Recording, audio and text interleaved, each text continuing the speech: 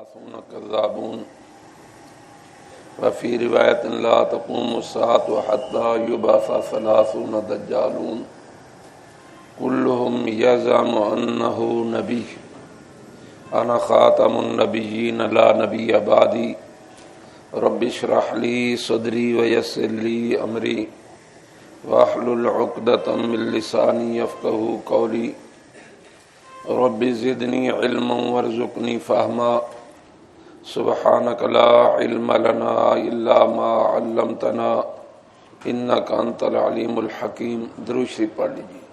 اللهم صل على محمد وعلى آل محمد كما صليت على إبراهيم وعلى آل إبراهيم إنك حميد مجيد.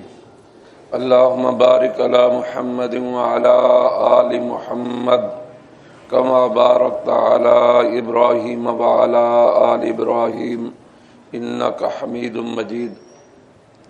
قابل سعادت احترام علماء کرام، عزیز دوستو، آقا نامدار سرور کون و مکان حضرت محمد الرسول اللہ، سب کہہ دیجئے صلی اللہ علیہ وسلم کا ایک ارشاد گرامی آپ حضرات کے سامنے تلاوت کیا ہے. اس حدیث پاک میں سرور دو عالم صلی اللہ علیہ وسلم نے اپنے بعد آنے والے 30 دعوے داران نبوت کا ذکر کیا ہے. ایک روایت میں قریبا من 70 کے الفاظ آتے ہیں کہ 70 کے قریب جھوٹے مدعیان نبوت ہوں گے. اساتذہ حدیث نے تطبیق اس طرح بیان کی، یوں تو مدعیان نبوت کی تعداد 70 کے قریب ہوگی، یا 70 کا لفظ بول کر کثرت مراد لی جاتی ہے کہ ڈھیر سارے لوگ نبوت کا دعویٰ کریں گے، لیکن 30 ان میں سے ایسے ہوں گے جن کی جھوٹی نبوتوں کا فتنہ پھیلے گا، پھلے گا، پھولے گا، جن کے مقابلے میں امت کو بیش بہا قربانیاں دینا ہوں گی. چنانچہ ان جھوٹے مدعیان نبوت میں ایک بدترین دعوے دار نبوت وہ مرزا قادیانی ہے. مرزا قادیانی ملعون نے صرف نبوت کا دعویٰ نہیں کیا، بلکہ دعوی نبوت سے پہلے اس نے بیس بنانے کے لیے، بنیاد بنانے کے لیے بہت سارے دعوے کیے. قادیانیوں سے عام طور پر جو ہماری گفتگو ہوتی ہے وہ 3 مسائل پر ہوتی ہے: ختم نبوت، اجراء نبوت، حیات و وفات عیسیٰ علیہ السلام، کذب و صدق مرزا قادیانی. ختم نبوت آپ جانتے ہیں کہ ہمارے آقا حضرت محمد الرسول اللہ صلی اللہ علیہ وسلم اللہ پاک کے آخری نبی، آخری رسول، آخری پیغمبر ہیں. اب آپ کے بعد قیامت کی صبح تک کسی قسم کا کوئی نبی، کوئی رسول، کوئی پیغمبر نہیں ہوگا. اس عقیدہ کو ختم نبوت کا عقیدہ کہا جاتا ہے، اور ختم نبوت کا عقیدہ پورے دین اسلام کی بنیاد ہے. ایک آدمی ساری رات مصلی پر کھڑے ہو کر گزار دے، ساری زندگی روزے رکھے، حج کرے، عمرے کرے، زکوٰۃ و صدقات ادا کرے، غرض ہے کہ نیکی کے تمام کام کرے، لیکن جب تک رحمت دو عالم صلی اللہ علیہ وسلم کو اللہ پاک کا آخری نبی نہ مانے، غیر مشروط طور پر آخری نبی نہ مانے، اللہ پاک کے ہاں اس کی کوئی نیکی قابل قبول نہیں. نہ اس کے فرائض کام آئیں گے، نہ نوافل، نہ حج، نہ عمرے، نہ زکوٰۃ، نہ صدقات. غرض ہے کہ کوئی بھی نیکی اس وقت تک قابل قبول نہیں ہوگی جب تک کہ رحمت دو عالم صلی اللہ علیہ وسلم کو غیر مشروط طور پر اللہ پاک کا آخری نبی نہ مانا جائے۔ عقیدہ ختم نبوت قرآن پاک کی 100 آیات سے ثابت ہے۔ سرور دو عالم صلی اللہ علیہ وسلم کی 200 سے زیادہ احادیث نبویہ سے ثابت ہے۔ تیسرا نمبر اجماع امت کا ہے۔ حضرت صدیق اکبر رضی اللہ تعالی عنہ نے جن حالات میں زمام خلافت سنبھالی ہے، آپ حضرات جانتے ہیں وہ حالات کوئی پھولوں کی سیج نہیں تھے، بلکہ اگر اسے کانٹوں کی مالا سے تعبیر کیا جائے تو مبالغہ نہ ہوگا، اس لیے کہ رحمت دو عالم صلی اللہ علیہ وسلم کی وفات کا صدمہ اتنا بڑا صدمہ تھا کہ اس نے بڑے بڑے مضبوط اعصاب کے حضرات کو بھی ہلا کر رکھ دیا۔ حضرت فاروق اعظم تلوار لے کر میدان میں آ جاتے ہیں، خبردار جس نے یہ کہا حضور کا انتقال ہو گیا اس کا سر قلم کر دوں گا۔ اللہ پاک حضرت ابو بکر صدیق رضی اللہ تعالی عنہ کو پوری امت کی طرف سے جزائے خیر عطا فرمائے۔ انہوں نے ایک ایک کر کے تمام فتنوں کا مقابلہ کیا ہے۔ منکرین زکوٰۃ کھڑے ہوئے، ان کا مقابلہ کیا، مرتدین کا کلا کما کیا، اور جھوٹے مدعیان نبوت کا مقابلہ کیا۔ مسیلمہ کذاب نے نبوت کا دعویٰ کیا۔ مسیلمہ کذاب کی جھوٹی نبوت کا فتنہ سیم مرزا قادیانی کی جھوٹی نبوت کی طرح تھا۔ جیسے قادیانی کلمہ ہمارے والا پڑھتے ہیں، مسیلمہ کذاب اور اس کے ماننے والے بھی کلمہ ہمارے والا پڑھتے تھے۔ مسیلمہ کذاب کا مؤذن اذان ہمارے والی کہتا، مسیلمہ کذاب کا مکبر تکبیر ہمارے والی کہتا۔ ان تمام تر اعمال کے باوجود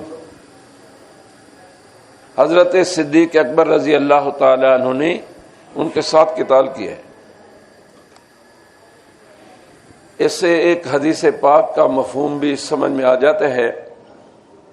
عام طور پر قادیانی یہ حدیث پیش کرتے ہیں، سرور دو عالم صلی اللہ علیہ وسلم نے ارشاد فرمایا، من صلی صلاتنا واستقبل قبلتنا واکل ذبیحتنا فهو فی ذمۃ اللہ و ذمۃ رسول۔ جو آدمی ہماری طرح نماز پڑھے، ہمارے قبلہ خانہ کعبہ کی طرف منہ کر کے نماز پڑھے، اکل ذبیحتنا ہمارا ذبیحہ کھائے، فهو فی ذمۃ اللہ و ذمۃ رسول، وہ اللہ اور اس کے رسول کے ذمہ میں آ جاتا ہے، یعنی وہ مسلمان ہے۔ قادیانی کہتے ہیں کہ ہم بھی کلمہ پڑھتے ہیں، ہم بھی مسلمانوں کے قبلہ کی طرف منہ کر کے نماز پڑھتے ہیں، مسلمانوں کے ہاتھوں کا ذبیحہ کھاتے ہیں، تو ہم اللہ اور اس کے رسول کے ذمہ میں آ گئے۔ دیکھیے اس حدیث کا مفہوم سیدنا صدیق اکبر رضی اللہ تعالی عنہ سے بڑھ کر کون جانتا ہے؟ حضرت صدیق اکبر رضی اللہ تعالی عنہ نے اس وقت کے مرزا قادیانی مسیلمہ کذاب کے مقابلے میں پوری جماعت صحابہ کا اجماع منعقد کر کے اس کا مقابلے میں 3 لشکر بھیجے۔ حضرت شرحبیل ابن حسنہ کو بھیجا، حضرت اکرمہ بن ابی جہل کو بھیجا، پھر حضرت خالد ابن ولید رضی اللہ تعالی عنہ کو بھیجا۔ غرضے کے گھمسان کی جنگ ہوئی، مسیلمہ خود بھی قتل ہوا، اس کے ماننے والے 21,000، ایک روایت میں 28,000 اور ایک شاذ روایت میں 40,000 مسلمی قتل ہوئے۔ کم از کم والی روایت کو لیا جائے تو گویا حضرت صدیق اکبر رضی اللہ تعالی عنہ نے اس زمانے کے 21,000 قادیانیوں کو قتل کرایا، حالانکہ وہ کلمہ پڑھتے تھے، حالانکہ وہ نماز پڑھتے تھے، خانہ کعبہ کی طرف منہ کر کے نماز پڑھتے تھے، مؤذن بھی تھا، مکبر بھی تھا۔ تو تیسرا نمبر اجماع امت کا ہے حضرات صحابہ کرام رضوان اللہ علیہم اجمعین کا سب سے پہلا اجماع سیدنا صدیق اکبر رضی اللہ تعالیٰ عنہ کے دور خلافت میں عقیدہ ختم نبوت پر ہوا۔ قیاس کا تقاضا بھی یہی ہے، عقل صحیح کا تقاضا بھی یہی ہے کہ جس چیز کی ابتدا ہونی چاہیے اس کی ابتدا بھی بولو یار، میں گنگے نال تھوڑی گل کر رہے ہیں۔ ہاں، جس چیز کی ابتدا ہو اس کی انتہا بھی ہونی چاہیے، جس چیز کا آغاز ہو اس کا اختتام بھی ہونا چاہیے۔ آپ جامعہ میں تشریف فرما ہے، اس مدرسے کی ایک ابتدا ہے ایک انتہا ہے، دار بنی ہاشم کے اس ایریا کی ایک ابتدا ایک انتہا ہے، ملتان شہر کی ابتدا بھی ہے اور انتہا بھی ہے، اور خود میری اور آپ کی عمر کی بھی ایک ابتدا ایک انتہا ہے۔ ایسے ہی نبوت کی بھی ابتدا ہے اور انتہا ہے۔ سرور دو عالم صلی اللہ علیہ وسلم نے فرمایا اول الانبیاء آدم و آخرهم محمد، تمام نبیوں میں سے پہلے نبی حضرت آدم علیہ السلام ہیں اور آخری نبی حضرت محمد الرسول اللہ صلی اللہ علیہ وسلم ہیں۔ آپ سب حضرات جانتے ہیں اول اسے کہتے ہیں جس سے پہلے کوئی نہ ہو، اور آخر اسے کہا جاتا ہے جس کے بعد کوئی نہ ہو۔ تو حضرت آدم علیہ السلام سے پہلے اس دھرتی پر کوئی نبی کی حیثیت سے نہیں آیا، اور رحمت دو عالم صلی اللہ علیہ وسلم کے بعد بھی کوئی نبی نہیں ہوگا۔ تو ایک مسئلہ، بلکہ بنیادی عقیدہ، مسئلہ نہیں، بنیادی عقیدہ ختم نبوت کا عقیدہ ہے۔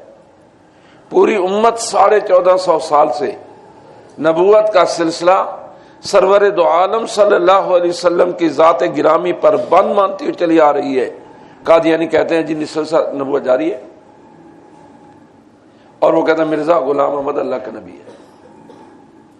پھر مرزا قادیانی پر بھی جو نبوت جاری مانتے ہیں وہ مطلقاً نبوت نہیں جاری مانتے، بلکہ خاص قسم کی نبوت کو جاری مانتے ہیں کہ جو حضور کی اتباع اور اطاعت سے نبوت ملے۔ ہاں جی، اب دیکھنا یہ ہے کہ قرآن پاک کی 6666 آیات میں سے کوئی ایک آیت قادیانیوں کے ہمنوا نہیں ہے۔ کوئی ایک آیت ایسی نہیں جس سے قادیانی مرزا غلام کی جھوٹی نبوت کو ثابت کر سکے۔ ایسے ہی رحمت دو عالم صلی اللہ علیہ وسلم کی احادیث مبارکہ کا بے انتہا دفتر ہے، ہزارہا کتابیں موجود ہیں، اور خیر القرون کے زمانے میں بہت سارے لوگوں نے احادیث کی نسبت حضور کی طرف کی، جنہیں ہم موضوع روایات کہتے ہیں، صحیح نہیں، حسن نہیں، اور جتنی حدیث کی قسمیں ہیں ان سب کو چھوڑ دیجئے، قادیانی ایک موضوع روایت بھی نہیں پیش کر سکتے کہ خیر القرون کے زمانہ میں کسی راوی حدیث نے کہا ہو کہ حضور سرور کائنات صلی اللہ علیہ وسلم نے ارشاد فرمایا کہ میرے بعد نبی ہوگا اور وہ 14ویں صدی میں ہوگا اور غلام احمد ہوگا اور وہ میری اطاعت اور اتباع سے نبی بنے گا۔ یعنی صحیح روایات تو، صحیح احادیث تو درکنار، موضوع روایت میں ان کے پاس نہیں ہے۔ 1450 سال میں ہزارہا محدثین آئے، مفسرین آئے، مجددین آئے، قادیانیوں کے پاس کسی ایک عالم دین، قابل ذکر عالم دین، جسے ہم بھی عالم مانتے ہوں، جسے ہم بھی محدث مانتے ہوں اور وہ بھی محدث مانتے ہوں، کوئی ایک مفسر جسے وہ بھی مفسر مانتے ہوں ہم بھی مفسر مانتے ہوں، کوئی ایک مجدد جنہیں وہ بھی مجدد مانتے ہوں ہم بھی مجدد مانتے ہوں، ایک ایسا آدمی نہیں ملے گا جو حضور سرور دو عالم صلی اللہ علیہ وسلم کے بعد نبوت کو جاری مانتا ہو۔ سوائے چند شکوک و شبہات کے قادیانیوں کے پاس کوئی دلیل نہیں ہے۔ دیکھیے وہ رحمت دو عالم صلی اللہ علیہ وسلم کے بعد مرزا غلام کو نبی مانتے ہیں، لیکن غلام قادیانی کے بعد کسی اور کو نبی نہیں مانتے بلکہ خلافت مانتے ہیں۔ اب ان سے بات کرنا آسان ہوگا۔ ہم مسلمان 1450 سال سے رحمت دو عالم صلی اللہ علیہ وسلم کو اللہ کا آخری نبی مانتے ہوئے چلے آ رہے ہیں۔ وہ کہتے ہیں نہیں، حضور کے بعد نبوت کا سلسلہ جاری ہے اور مرزا قادیانی نبی ہے، لیکن مرزا قادیانی کے بعد نبوت جاری نہیں ہے، خلافت ہے۔ تو گویا وہ مرزا قادیانی کو خاتم النبیین مانتے ہیں۔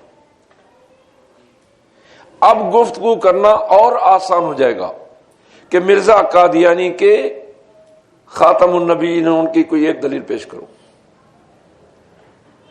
خاتم النبیین ہونا تو درکنار، اس کی جھوٹے دعوی نبوت کی بھی ایک دلیل قادیانیوں کے پاس نہیں ہے۔ اور دوسرا عقیدہ جو ہمارے اور قادیانیوں کے درمیان متنازع فی ہے، وہ حضرت عیسیٰ علی نبینا و علیہ الصلوۃ والسلام کی حیات اور رفع و نزول کا ہے۔ جس طرح ختم نبوت کا عقیدہ پوری امت کا متفق عقیدہ ہے، ایسے ہی یہ بھی پوری امت کا متفق عقیدہ ہے کہ حضرت عیسیٰ علیہ السلام اسی جسم کے ساتھ آسمانوں پر زندہ موجود ہے اور قیامت کے قریب بنفس نفیس تشریف لائیں گے، بذات خود تشریف لائیں گے۔ قادیانی کہتے ہیں نہیں، حضرت عیسیٰ سے مر گئے ہیں، اور احادیث میں جس عیسیٰ مسیح علیہ السلام کا ذکر ہے اس سے مراد مرزا قادیانی ہے۔ یہ عجیب فلسفہ ہے کہ مرے حضرت عیسیٰ علیہ السلام اور مسیح بن جائے مرزا قادیانی۔ مولانا محمد علی جلندری رحمۃ اللہ علیہ ایک مثال فرماتے تھے اپنی جلندری زبان کہ ایک پنڈ دا نمبردار مر گیا، پنڈ مختلف قوم آباد سن۔ ایک میراسی دا پتر اپنی ماں کو پوچھنے لگا، ہے نہیں ماں یہ دے بعد کون نمبردار بنوں؟ وہ کہ دا پتر بنوں، اگر او مر جائے او دا بھائی بنوں، او مر جائے او دا چچا زاد، مامو زاد، تایا زاد، پھپھی زاد، خالہ زاد۔ میراسر نے 5 7 8 زاد گنوائے، لیکن میراسی کے بیٹے کی سوئی وہاں ہے کہ وہ مر جائے۔ تو میراسن کہنے لگی، پترا پورا پنڈ مر جائے میراسی دا پتر نمبردار نہیں بن سکتا۔ واللہ باللہ تاللہ ثم تاللہ، قرآن پاک کہتا ہے حضرت عیسیٰ صاحب زندہ ہے، احادیث نبویہ کہتی ہیں حضرت عیسیٰ صاحب زندہ ہے، اور قیامت قریب دوبارہ تشریف لانے والے ہیں، انہ راجع الیکم قبل یوم القیامہ۔ پوری امت کہتی ہے کہ عیسیٰ صاحب زندہ ہے۔ بالفرض والمحال اگر عیسیٰ علیہ السلام کی موت بھی ثابت ہو جائے تب بھی میراسی دا پتر مرزا غلام احمد مسیحی نہیں بن سکتا۔ تو دوسرا عقیدہ ہمارے اور قادیانیوں کے درمیان متنازع فی جو ہے وہ حضرت عیسیٰ علی نبینا و علیہ الصلوۃ والسلام کی حیات اور ان کے رفع و نزول کا عقیدہ ہے۔ تیسرا، اور یہ سب سے آسان ہے، وہ مرزا غلام احمد کی ذات خبیثہ ہے۔ مرزا قادیانی کی ذات کو موضوع بحث بنایا جائے۔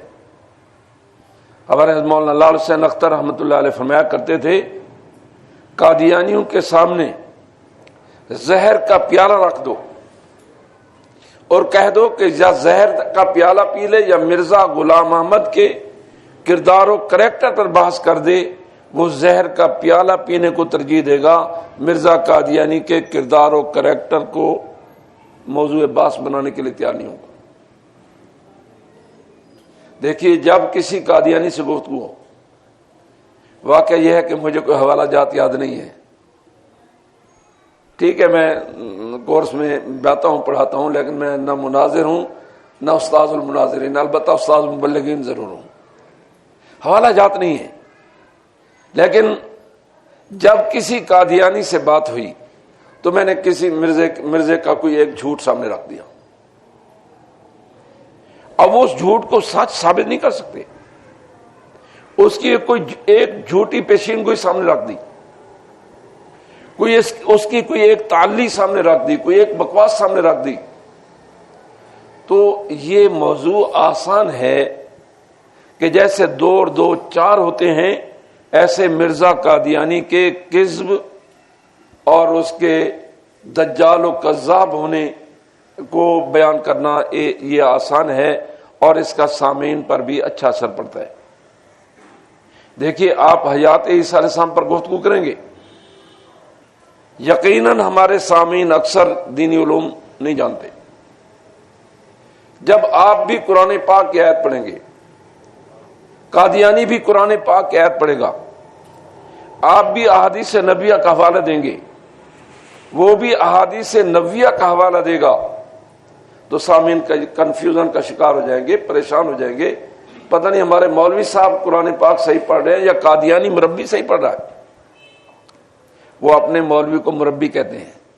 ساڑھے مبلغان قاضی اللہ جار خان رحمہ اللہ چچا وطنی دے ودن مربی کیا ہوتی ہے، ہم تو بڑے بڑے مربے ہضم کر لیتے ہیں۔ تو قادیانی مربی جو ہے نا جی، وہ آپ کے مقابلے میں ٹھہر نہیں سکے گا۔ تو بہرحال آج کی اس گفتگو میں آپ کے سامنے موٹی موٹی 5 7 10 15 چیزیں رکھتا ہوں جن کا قادیانیوں کے پاس کوئی جواب نہیں ہے، اور یہ ایک عرصہ سے ہم بیان کر رہے ہیں، بلکہ تحریری طور پر موجود ہیں۔ ہمارے استاد محترم مولانا عبد الرحیم اشعر رحمہ اللہ کے سوانے موجود ہے، اس میں یہ لکھے ہوئے موجود ہیں، لیکن آج تک کسی قادیانی نے اس کا جواب نہیں دیا۔ تو جو ہمیں رحمت دو عالم صلی اللہ علیہ وسلم جب آپ کو اعلان نبوت کا حکم ہوا تو اللہ کے محبوب پاک صلی اللہ علیہ وسلم صفا پہاڑی پر تشریف لائے، اور اس زمانے کے رواج کے مطابق آپ نے اپنی چادر ہلا کر لوگوں کو متوجہ کیا۔ جب لوگوں نے دیکھا کہ صادق الامین بلا رہے ہیں، تو ایک نے دوسرے کو کہا، دوسرے نے تیسرے کو کہا، قریش جمع ہو گئے۔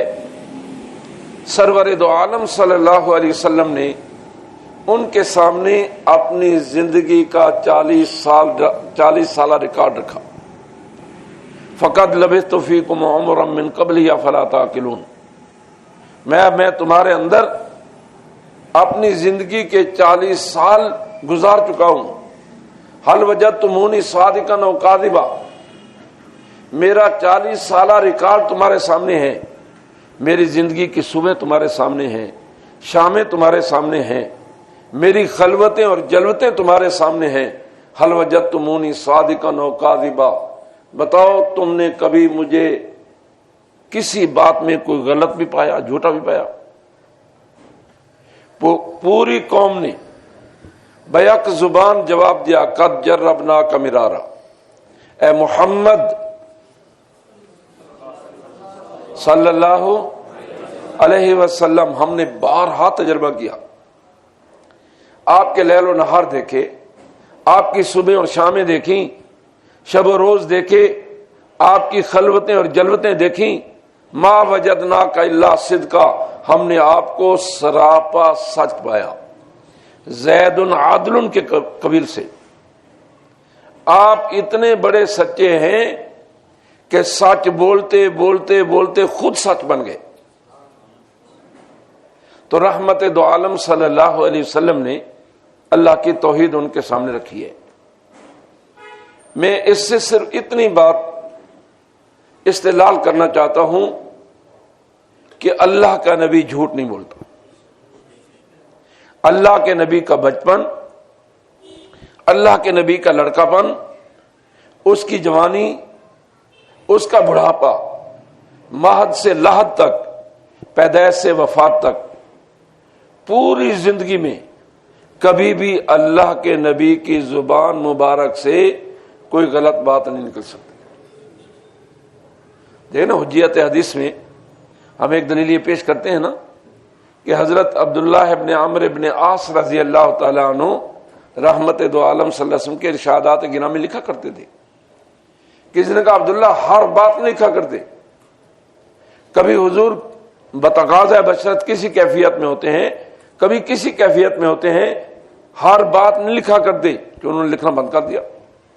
سرور دو عالم صلی اللہ علیہ وسلم نے کہا عبداللہ تو میری حدیثیں لکھتے تھے, کیوں نہیں لکھتے؟ تو کہا حضور فلاں نے یہ کہا تھا. سرور دو عالم صلی اللہ علیہ وسلم نے اپنی زبان مبارک کو پکڑ کر ارشاد فرمایا عبداللہ اس زبان سے کبھی بھی کوئی غلط بات نہیں نکل سکتی. اللہ کے نبی کی زبان مبارک سے کبھی بھی کوئی غلط بات نہیں نکل سکتی. اور مرزا قادیانی کو جب ہم دیکھتے ہیں, میں ایک دفعہ فیصل آباد گیا, مدینہ ٹاؤن میں جمعہ تھا, جمعہ سے فارغ ہوا تو ساتھیوں نے کہا جی ہاں جال پر ایک قادیانی آیا ہوا ہے اور وہ ہمارے ایک بزرگ عالم دین ہے, ان سے گفتگو کر رہا ہے, چلیں. میں نے کہا ضرور چلنا چاہیے. خیر ہم آ گئے. ایک بزرگ عالم دین مجھ سے بھی عمر میں 10 سال بڑا ہوگا, اس کے سامنے ایک نوجوان بیٹھا ہوا ہے اور گفتگو ہو رہی ہے. عصر کا ٹائم قریب تھا, ہم نے اپنی 2 رکعتیں پڑھی اور چلے گئے. تو بزرگ عالم دین کہنے لگے جی مولوی صاحب آپ کچھ فرمائیں گے؟ میں نے کہا نہیں کی, نہیں آپ کچھ تو فرمائیں. میں نے کہا حضرت ہم نے تو نماز یہاں پڑھی, دیکھا کہ کسی دینی مسئلے پر گفتگو ہو گئی, بیٹھ رہے تھے. جب انہوں نے تیسری دفعہ فرمایا کہ آپ کچھ تو فرمائیں, تو میں نے اس مربی سے پوچھا مربی صاحب یہ فرمائیں جھوٹ بولنا گناہ ہے کہ ثواب؟ یعنی گناہ. میں نے کہا اس کی مذمت قرآن پاک میں کہا فَنَجْعَلْ لَعْنَتَ اللَّهِ عَلَى الْكَاذِبِينَ, جھوٹوں پر اللہ کی لعنت. میں نے کہا آپ کے مرزا صاحب بھی فرماتے ہیں کہ جھوٹ بولنا گھوں کھانا ہے, یعنی بالکل صحیح فرماتے ہیں. میں نے کہا آپ کے مرزا صاحب فرماتے ہیں کہ وہ ولد زنا جو کنجر کہلاتے ہیں جھوٹ بولتے ہوئے شرماتے ہیں, یعنی بالکل صحیح ہے. میں نے ان جتنے وہاں 5-10 ساتھی بیٹھے تھے, میں نے کبھی آپ میں سے حافظ کون ہے؟ 2-3 ساتھیوں نے ہاتھ کھڑے کیے. تو ارے کون کون حافظ ہے؟ بھائی میں امتحان نہیں گنتا, امتحان تو آ رہی ہے انشاءاللہ بالکل قریب ہے. تو میں نے کہا دیکھو مربی صاحب, مرزا قادیانی کی کتاب ہے ازالہ اوہام, کتاب کا کیا نام ہے؟ ازالہ اوہام, صفحہ نمبر 77 پر مرزا قادیانی کہتا ہے کہ 3 شہروں کا قرآن پاک میں بڑے اعزاز کے ساتھ نام ہے.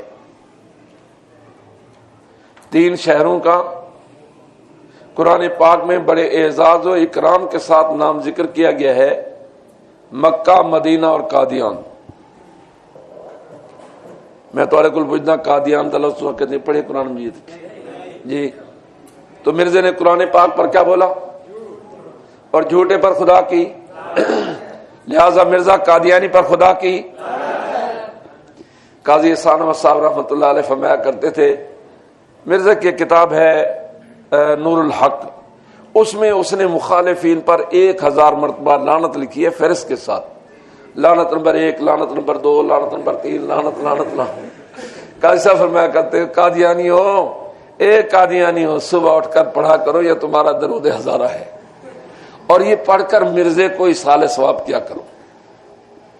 تو میں نے کہا مرزا قادیانی نے اللہ کے قرآن پر کیا بولا اور جھوٹے پر خدا کی؟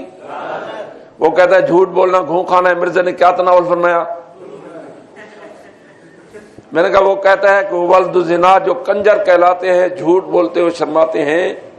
میں نے اس مربی سے کہا تمہارے مرزا صاحب ماشاءاللہ ان سے بھی بڑھ کر تھے کہ اسے اللہ کے قرآن پر جھوٹ بولتے ہوئے ذرا برابر شرم نہیں محسوس ہوئی.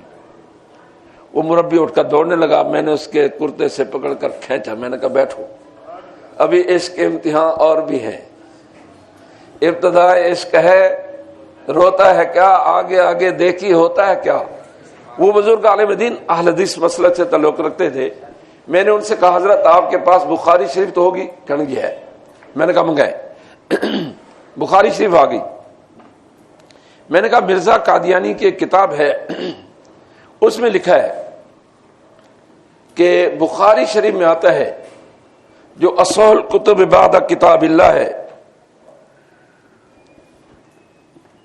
جب امام مہدی تشریف لائیں گے آسمان سے آواز آئے گی ھذا خلیفۃ اللہ المہدی۔ میں نے کہا یہ بخاری شریف موجود ہے، یہ حدیث دکھا دو، اور اگر نہیں دکھا سکتے اور یقیناً نہیں دکھا سکتے تو مرزا قادیانی نے امام بخاری پر کیا بولا؟ اور جھوٹے پر خدا کی، لہذا مرزا قادیانی پر خدا کی، وہ کہہ رہا ہے جھوٹ بولنا گھوں کھانا ہے، مرزا نے کیا تنا، اب وہ قادیانی دوڑا، کہا جہاں سے پھر میں آؤں گا۔ میں نے کہا جب یہ آئے تو مجھے بھی بلا لینا۔ مولوی صاحب کے بھی جس میں جان آئی، کہنے گے جی آپ کہاں سے تشریف لائے؟ میں نے کہا جہاں سے یہ آیا، یہ روا سے آیا۔ میں نے کہا میں بھی جناب نگر سے آیا ہوں۔ آپ کو کیسے معلوم ہوا؟ میں نے کہا جی ہماری انٹیلیجنس نے بھی بتایا۔ تو پہلی بات میں نے یہ عرض کی کہ اللہ کا نبی جھوٹ نہیں بولتا۔ مرزا قادیانی نے بے شمار جھوٹ بولے۔ ہمارے چناب نگر کے قریب رہتے تھے مولانا عبد الواحد مخدوم ایک پنڈ ہے، انہوں نے مرزا قادیانی کی کتابوں سے 100 جھوٹ جمع کیے ہیں۔ میں نے مشت نموناز خروارے مرزا قادیانی کی جھوٹوں کی ڈھیری میں سے صرف 2 جھوٹ آپ کے سامنے رکھے ہیں۔ دیگ کو چیک کرنے کے لیے ایک چاول ہی چکھا جاتا ہے، ساری دیل نہیں ختم کی دیا نہیں۔ تو میں نے پہلی بات یہ عرض کی کہ مرزا قادیانی جھوٹ بولتا تھا، جو جھوٹ بولے وہ اللہ کا نبی نہیں ہو سکتا۔ نمبر 2، اللہ پاک فرماتے ہیں وما ارسلنا، میں موٹی موٹی باتیں آپ کو نوٹ کرا رہا ہوں، وما ارسلنا من رسول الا بلسان قومی، ہم نے جتنے نبی دنیا میں بھیجے ہیں وہ اپنی قوم کی زبان میں وہی لے کر آئے۔ قوم کی زبان عبرانی ہے تو وہی بولیں عبرانی زبان میں، قوم کی زبان سریانی ہے تو وہی، قوم کی زبان عربی ہے تو وہی۔ میں نے پشاور میں کہا اگر قوم کی زبان پشتو تو وہی۔ مرزا قادیانی کی قومی زبان پنجابی تھی، وہی کس زبان میں آنی چاہیے؟ قوم کی زبان پنجابی ہے، وہی عربی میں آ رہی ہے۔ قوم کی زبان پنجابی ہے، وہی فارسی میں آ رہی ہے، وہی سنسکرت میں آ رہی ہے، وہی ہندی میں آ رہی ہے، وہی انگلش میں آ رہی ہے۔ دیسی کتی ولایتی بھونک، اور انگلش بھی گھسی پٹی۔ ہاں جی، آپ فلم تو نہیں دیکھتے؟ بولو یار، نہیں اب تو جیب میں فلمیں موجود ہیں الحمدللہ۔ اللہ پاک نے فضل میں، اب تو اللہ پاک نے گاڑی دی ہے کچھ سالوں سے۔ جب گاڑی نہیں تھی تو پرائیویٹ بسوں میں سفر کرتے تو سامنے ٹی وی لگا ہوتا، انسان نے نگاہ پڑ جاتی تو جیسے کوئی فلم سٹار کسی خوبرو لڑکی کو دیکھ کر کہتا ہے I love you, Mirza Qadiani کہتا ہے مجھے اللہ نے فرمایا I love you, I with you, I shall help you, large party of Islam. یہ مرزا کی وحی ہے، اور اس وحی کے آگے لکھتا ہے چونکہ آج کی مجلس میں کوئی انگلش سمجھنے والا نہیں ملا، اس لیے اس وحی الہی کے معنی نہیں کھل سکے۔ اللہ پاک فرماتے ہیں وما ارسلنا من رسول الا بلسان لیبین لهم، تاکہ وہ اپنی قوم کو کھول کھول کر بیان کر سکے۔ ہاں جی، جو آدمی مثلا اب پشتون علاقے میں جاتے ہیں ہمیں خود گفتگو کرنے کا مزہ نہیں آتا، سندھ میں جاتے ہیں تو وہاں مزہ نہیں آتا، اس لیے کہ ہم بات کرتے ہیں اور وہ ادھر ادھر دیکھ رہے ہوتے ہیں، تو پھر ہم انہیں کچھ بلواتے ہیں۔ اور پٹھانوں میں خوبی ہے کہ بولتے نہیں ہیں، خاموش، پھر انہیں بلاتے ہیں کہ بھائی میں گنگو سے بات نہیں کر رہا، زندو سے بات کر رہا ہوں کہ مردو سے، کہتے ہیں زندو سے۔ تو بہرحال دوسری بات میں نے عرض کی کہ مرزا قادیانی، اللہ پاک پروردگار عالم فرماتے ہیں وما ارسلنا من رسول الا بلسان قومہ، ہم نے جتنے نبی دنیا میں بھیجے ہیں وہ اپنی قوم کی زبان میں وحی لے کر آئے۔ مرزا قادیانی کی خرافات جنہیں وہ وحی الہی سے تعبیر کرتا ہے وہ غیر قومی زبانوں میں ہے، لہذا وہ اللہ کا نبی نہیں ہے۔ نمبر 3، اللہ کا نبی شاعر نہیں ہوتا۔ وَمَا عَلَّمْنَاهُ الشِّعْرَ وَمَا يَنبَغِي لَهُ، سورہ یاسین آیت نمبر 69۔ اللہ فرماتے ہیں ہم نے اپنے نبی کو شعر نہیں سکھایا اور نہ ہی شعر کہنا نبی کے شایان شان ہے۔ شعر کہنا تو علماء کرام کے بھی شایان شان نہیں ہے۔ حضرت امام شافعی رحمہ اللہ کی طرف منسوب یہ شعر ہے، میں لولا الشعر بالعلماء یزری لکنت اليوم اشعر من لبیدی، اگر شعر کہنا علماء کرام کے شایان شان ہوتا تو میں جہالت کے زمانے کے شاعر لبید سے بھی بڑا شاعر ہوتا۔ تو سمین نعت خانہ نے پیچھے نہ دوڑے کرو، کیا خیال ہے؟ بولو، ہمارے بھائی ہیں وہ، لیکن میں نے علماء کو دیکھا ہے ان نعت خانوں کے ساتھ دوڑتے ہوئے جا رہے ہوتے ہیں۔ مجھے ایک بریلوی عالم نے کہا، وہ ہمارے مجلس عمل کے ممبر بھی تھے، کہیں گے یہ مصیبت سب سے پہلے ہم نے اپنے گلے میں ڈالی نعت خانوں والی، اب آپ نے بھی ڈال لی ہے۔ ہم پہلے جلسے کرتے تھے، کوئی مسائل لوگوں کو سمجھاتے، کوئی عقائد پر گفتگو ہوتی، اب سوائے اس کے کہ یہ ذہنی چسکا ہے، کانوں کا ایک چسکا ہے اور کچھ نہیں ہے۔ اور ہمارے جو نعت خان ہیں ان کی نعتوں میں اور بریلوی حضرات کے نعتوں میں کوئی فرق نہیں ہے۔ تو بہرحال میں نے تیسری بات یہ عرض کی کہ اللہ کا نبی شاعر نہیں ہوتا۔ مرزا قادیانی شاعر تھا، اس نے اردو میں شعر کہے، عربی میں شعر کہے، فارسی میں شعر کہے، اور قادیانیوں نے اس کے اشعار کو 3 جلدوں میں جمع کیا ہے در ثمین کے نام سے۔ اردو شعر در ثمین اردو میں، فارسی اشعار در ثمین فارسی میں، اور عربی اشعار در ثمین عربی میں۔ یہ در ثمین کی 3 جلدیں مرزا قادیانی کے کذاب و دجال ہونے کی مستقل دلیل ہیں۔ بات سمجھائی نہیں؟ سادہ سی بات ہے کہ اللہ کا نبی شاعر نہیں ہوتا، مرزا شاعر تھا، لہذا اللہ کا نبی نہیں ہے۔ نمبر 4، اللہ کا نبی کسی انسان کا شاگرد نہیں ہوتا۔ اللہ کا نبی کسی انسان کا شاگرد نہیں ہوتا، براہ راست اللہ پاک پروردگار عالم کا شاگرد ہوتا ہے۔ اللہ کا نبی حضرت جبریل کا بھی شاگرد نہیں ہے۔ جبریل تو واسطہ ہے، جیسے کتاب استاد اور شاگرد کے درمیان واسطہ ہے۔ مرزا قادیانی نے مختلف اساتذہ سے پڑھا، کسی سے عربی پڑھی، کسی سے فارسی پڑھی، کسی سے منطق پڑھی، کسی سے صرف اور کسی سے نحو۔ جو انسانوں کا شاگرد ہو وہ اللہ کا نبی نہیں ہو سکتا۔ باقی آپ یہ فہمیں کہ اس کی کوئی دلیل کہ اللہ کا نبی کسی انسان کا شاگرد نہیں ہوتا۔ حضرت مولانا عبد الرحیم اشعر رحمہ اللہ نے حضرت شیخ بنوری رحمہ اللہ کو خط لکھا کہ حضرت ہم اپنی مجالس میں یہ کہتے ہیں کہ اللہ کا نبی کسی انسان کا شاگرد نہیں ہوتا، اس کی کوئی دلیل؟ تو حضرت شیخ نے ایک دلیل لکھ کر بھیجی، وہ میں آپ کو سناتا ہوں۔ عن انس رضی اللہ تعالی عنہ قال قال رسول اللہ صلی اللہ علیہ وسلم ان لکل نبی یوم القیامت منبرا من نور، قیامت کے دن اللہ تبارک و تعالی ہر نبی کے لیے نور کا منبر رکھیں گے۔ وَأَنِّي عَلَىٰ أَنْوَرِهَا وَأَطْوَلِهَا، میں سب سے بلند اور سب سے نورانی منبر میرا ہوگا۔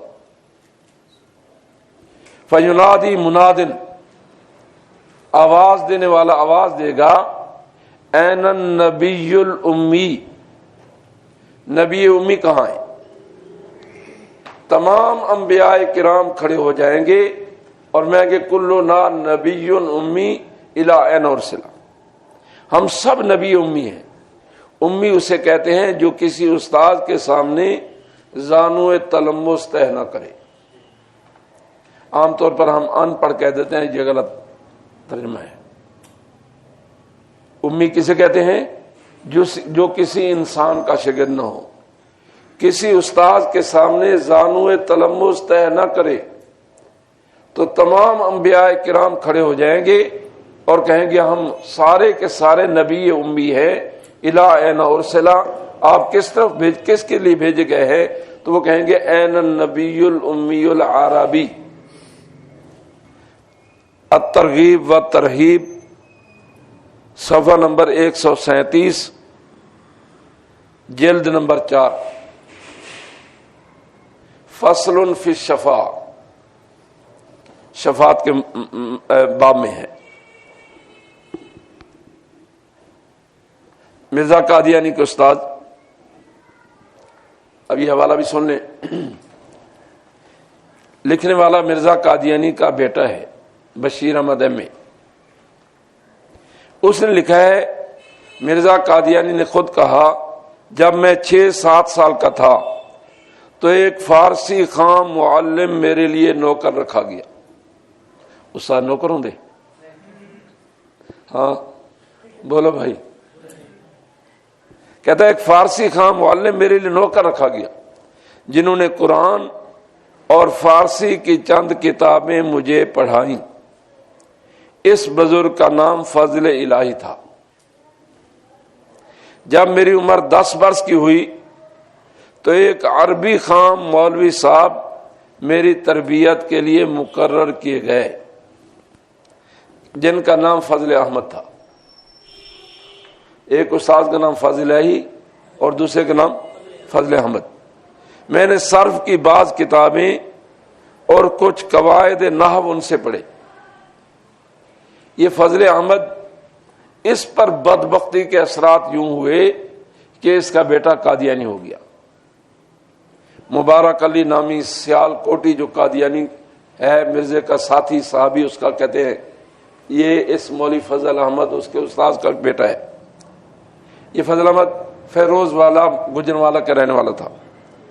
میں نے صرف کی بعض کتابیں اور کچھ قواعد نحو ان سے پڑھے۔ بعد اس کے جب میں 17 یا 18 سال کا ہوا تو ایک اور مولوی صاحب سے چند سال پڑھنے کا اتفاق ہوا جن کا نام گل علی شاہ تھا۔ ایک کا نام فضل الہی، یہ فضل الہی حنفی تھا۔ فضل احمد یہ اہل حدیث تھا، غیر مقلد تھا۔ گل علی شاہ شیعہ تھا۔ استاد بھی ماجون مرکب اور شاگرد بھی ماجون مرکب۔ ان کو میرے والد صاحب نے قادیان میں نوکر رکھ کر پڑھانے کے لیے مقرر کیا۔ ان آخر ذکر مولوی صاحب سے میں نے نحو، منطق اور علوم مروجہ پڑھے۔ بات سمجھائی؟ میں نے چوتھی بات یہ عرض کی کہ اللہ کا نبی کسی انسان کا شاگرد نہیں ہوتا۔ مرزا قادیانی نے فضل الہی، فضل احمد اور گل علی شاہ سے پڑھا، جو اس بات کی دلیل ہے کہ وہ اللہ کا سچا نبی نہیں ہے۔ نمبر 5، اللہ کے سچے نبیوں کے پاس وحی لانے والے فرشتے کا نام مرزا قادیانی پر وحی لانے والے کا نام ہے ٹیچی ٹیچی۔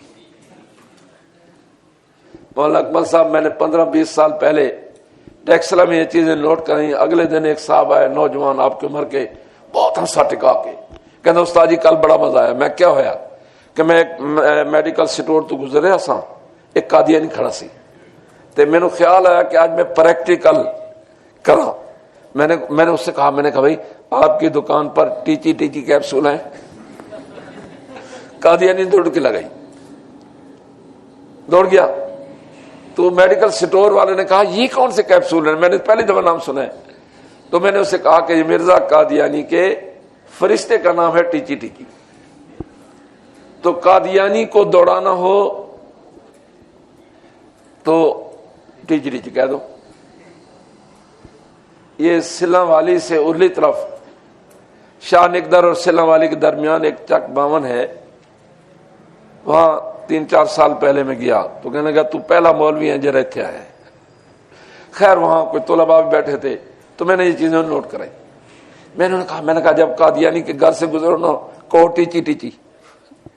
اچھا وہ بچے اٹھے، انہوں نے قادیانیوں کے دروازے کے سامنے جا کر کہنے لگے ٹیچی ٹیچی ٹیچی ٹیچی ٹیچی ٹیچی. ہمارے قاضی صاحب رحمۃ اللہ علیہ گئے ٹوبہ ٹیک سے، تو وہاں ساتھیوں نے کہا کہ حضرت یہاں ایک گرلز پرائمری سکول کی ٹیچر ہے قادیانی، وہ بچیوں کو تبلیغ کرتی ہے. اب پرائمری سکول کے بچے یا بچیاں زیادہ سے زیادہ 10 سال کے ہوں گے، اس زیادہ عمر کے نہیں ہوتے، اب تو اس سے بہت کم. تو قاضی صاحب رحمۃ اللہ علیہ نے فرمایا کہ بھائی کوئی 1-2 بچیاں بلاؤ. بچیاں آ گئی. اگلے دن قاضی صاحب نے کہا کہ جب تمہاری وہ ٹیچر کلاس روم میں آئے نا تو ایک بچی نے اشارہ کیا، کیا بات ہے؟ کہ میڈم بھانو کون تھی؟ کہ بیٹھ جاؤ. دوسری لڑکی کھڑی ہوئی، اس نے کہا جی آپ پہلے بتائیں بھانو کون تھی. اب تیسری لڑکی کھڑی ہوئی، چوتھی کھڑی ہوئی، ساری کلاس کھڑی ہوگی بھانو بھانو بھانو. اب وہ بیچاری دوڑی وہاں سے. 7 والی کلاس روم میں کلاس والوں کو پتا چلا بچیوں کو کہ ہماری استانی جو ہے یہ بھانو کے لفظ سے چڑھتی ہے. شاہ جی رحمہ اللہ نے ایک مجلس میں فرمایا کہ ایک عالم دین تقریر کر رہے تھے، امیر اشتیاق مولانا سید عطا اللہ شاہ صاحب بخاری رحمہ اللہ. تو اس عالم دین نے قرآن پاک کی آیت پڑھی لا تنابزوا بالالقاب، پٹھے نہ لیا کرو. ایک وہاں تحصیلدار صاحب بیٹھے تھے، وہ کہنے کے لوگ پاگل ان میں چڑھ جاتے ہیں. نال ایک مسکرہ بیٹھے وہاں کہ سر آپ کے گھر شلجم کا چار ہوگا؟ اس کا نہیں. شلجم گنگلو آپ کا شلجم؟ اس نے نہیں ہے. پھر 5-7 منٹ کا ایسے ہی شلجم کا چار مل جائے گا؟ اس نے نہیں ہے. پھر 5-7 منٹ کے بعد گزرے، کہا جی تمہارے گھر گنگلا دا چار اسی ہو گئے الو کے پٹھے. اور نے جوتا اٹھایا، وہ مسخرہ آگے اور تحصیلدار پیچھے. تو اب وہ مڑ مڑ کے اس کی طرف رک کر کے کہتا ہے کہ آپ کے گھر شلجم کا چار ہوگا، حالانکہ کوئی مسئلہ نہیں تھا. اب وہ جہاں سے گزرتا لوگ کہتے شلجم. تو بہرحال قادیانیوں کو دوڑانا ہو تو اب وہ جناب نتیجہ یہ نکلا کہ تیسرے دن وہ استانی تبادلہ کر کے دوڑ گئی. تو قادیانی مرزے کا جو فرشتہ ہے اس کا نام کیا ہے؟ اس کے کذاب ہونے کی ایک دلیل یہ ہے کہ اللہ کے سچے نبیوں پر وحی لانے والے فرشتے کا نام حضرت جبریل امی علیہ السلام ہے، اور مرزا قادیانی پر خرافات لانے والے کا نام ٹیچی ٹیچی. جیسی روح ویسے فرشتے، جیسا منہ ویسی چپیڑ. نمبر 6، اللہ کا نبی خوبصورت ہوتا ہے. اللہ کا نبی حسین و جمیل ہوتا ہے. تفصیلات میں جانے کی ضرورت نہیں ہے، آپ سیرت النبی صلی اللہ علیہ وسلم پڑھتے رہتے ہیں. جن عزیزوں نے اس سال دورہ حدیث پاک پڑھا ہے تو وہ شمائل ترمذی پڑھ کے آئے کہ سرور دو عالم صلی اللہ علیہ وسلم کے حسن و جمال پر خوب اس میں تذکرہ ہے. حدیث پاک ہے کہ حضرت یوسف علیہ نبینا علیہ الصلوۃ والسلام اوتی شطر الحسن، اللہ پاک نے جب حسن کو پیدا کیا تو آدھا حسن پوری کائنات میں تقسیم کیا اور آدھا حسن حضرت یوسف علیہ السلام کو عطا فرمایا. ہمارے محدثین کہتے ہیں کہ ہمارے آقا حضرت محمد الرسول اللہ صلی اللہ علیہ وسلم اس سے مستثنا ہے. جتنا حسن حضرت یوسف علیہ السلام سمیت تمام کائنات کو ملا اس سے کہیں زیادہ حسین ہمارے آقا حضرت محمد الرسول اللہ صلی اللہ علیہ وسلم تھے مرزا قادیانی ہے کاک تو کانا آئی جیرا کانا ہوئے اللہ دا نبی مولانا اکمل صاحب قاسمی صاحب فرمین ضیاء القاسمی صاحب کانا من الکافرین. مرزا قادیانی کانا تھا اور اللہ کا نبی 1,24,000 انبیاء کرام میں سے کوئی نبی آپ کو دیکھیں نا یہ کانا ہونا یہ حسن کے خلاف ہے خوبصورتی کے خلاف ہے. کوئی نبی آپ کو کانا نہیں ملے گا. مرزا کے جہاں اور بہت سے دلائل ہیں ایک دلیل اس کے کذاب و دجال ہونے کی اس کا کانا ہونا بھی ہے. تو میں نے چھٹی چیز یہ عرض کی کہ اللہ کا نبی خوبصورت ہوتا ہے اور مرزا قادیانی ایک آنکھ سے کانا تھا لہذا وہ اللہ کا نبی. نمبر 7 اللہ کا نبی عالی النسب ہوتا ہے حسب نسب کے اعتبار سے سب سے عمدہ نسب کا مالک ہوتا ہے. چنانچہ جب ہرقل کو رحمت دو عالم صلی اللہ علیہ وسلم نے خط لکھا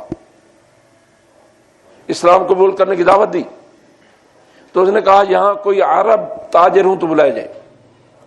تو جناب حضرت ابو سفیان رضی اللہ تعالیٰ عنہ کی قیادت میں ایک عرب تجار کا قافلہ گیا ہوا تھا. حضرت ابو سفیان ابھی حضرت اور رضی اللہ عنہ نہیں بنے تھے سرور دو عالم صلی اللہ علیہ وسلم کے مد مقابل تھے. انہیں بلایا کہ بلاؤ. چنانچہ وہ سارے تاجر آئے. کہا تم میں یہ میرے پاس خط بھیجنے والے جو محمد سب کہہ دیجئے صلی اللہ علیہ وسلم ہیں ان کا قریبی عزیز کون ہے؟ تو حضرت ابو سفیان رضی اللہ نے کہا جی میں. کہا تھوڑا سا آگے ہو جائے. باقی کہا کہ آپ گول دائرہ بنا لیں اور کہا کہ میں کچھ سوالات کروں گا اگر ابو سفیان غلط جواب دے تو مجھے بتا دینا. یہ کہہ کر ویسے عربوں میں یہ خوبی تھی وہ جھوٹ نہیں بولتے تھے وہ یو ٹرن نہیں لیتے تھے. آج کل تو جھوٹ نہیں کہنا چاہیے یو ٹرن کہنا چاہیے. تو یہ کہہ کر اس نے کچھ سوالات کیے. بخاری شریف کے اوائل میں صفحہ نمبر 4 پر سوالات موجود ہیں.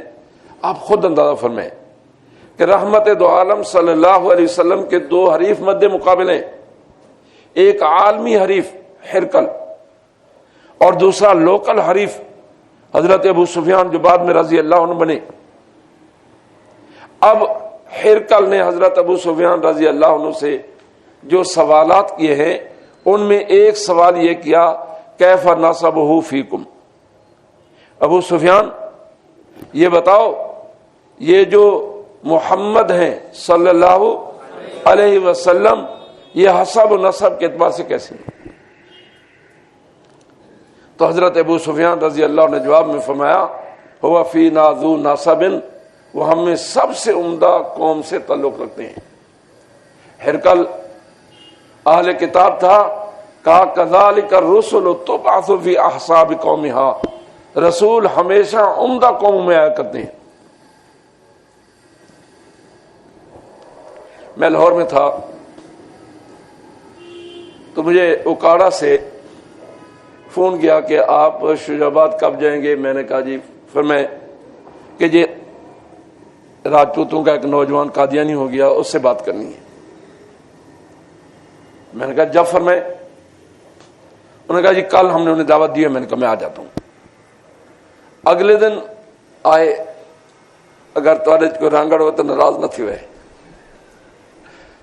رانگڑ اور قادیانی کریلا اور نیم چڑھا.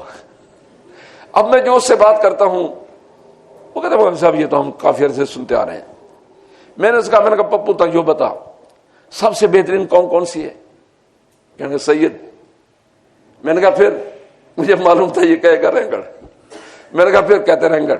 میں نے کہا مرزا قادیانی الو کا پٹھا یہ نہ سید تھا نہ رنگڑ تھا. یہ نبی کیسے بن گیا؟ ان کا مربی بھی وہ بھی رنگڑ تھا. یعنی مطلب یہ بن سکتے ہیں. میں نے کہا یہی تو تیرے بھیجے میں بڑھ رہا ہوں جو بڑھ نہیں رہا. جب سید نبی نہیں بن سکتا جو سب سے عمدہ قوم سے تعلق رکھتا ہے اور پھر دوسرے نمبر پر بقول پپو کے سب سے عمدہ قوم رانگڑ ہے نہ رنگڑ ہے نہ سید ہے تو یہ کیسے نبی بن سکتا ہے؟ وہ پپو کہنے لگا مولوی صاحب رنگڑ نہیں تھا. میں نے کہا مرزا تھا نا بھائی.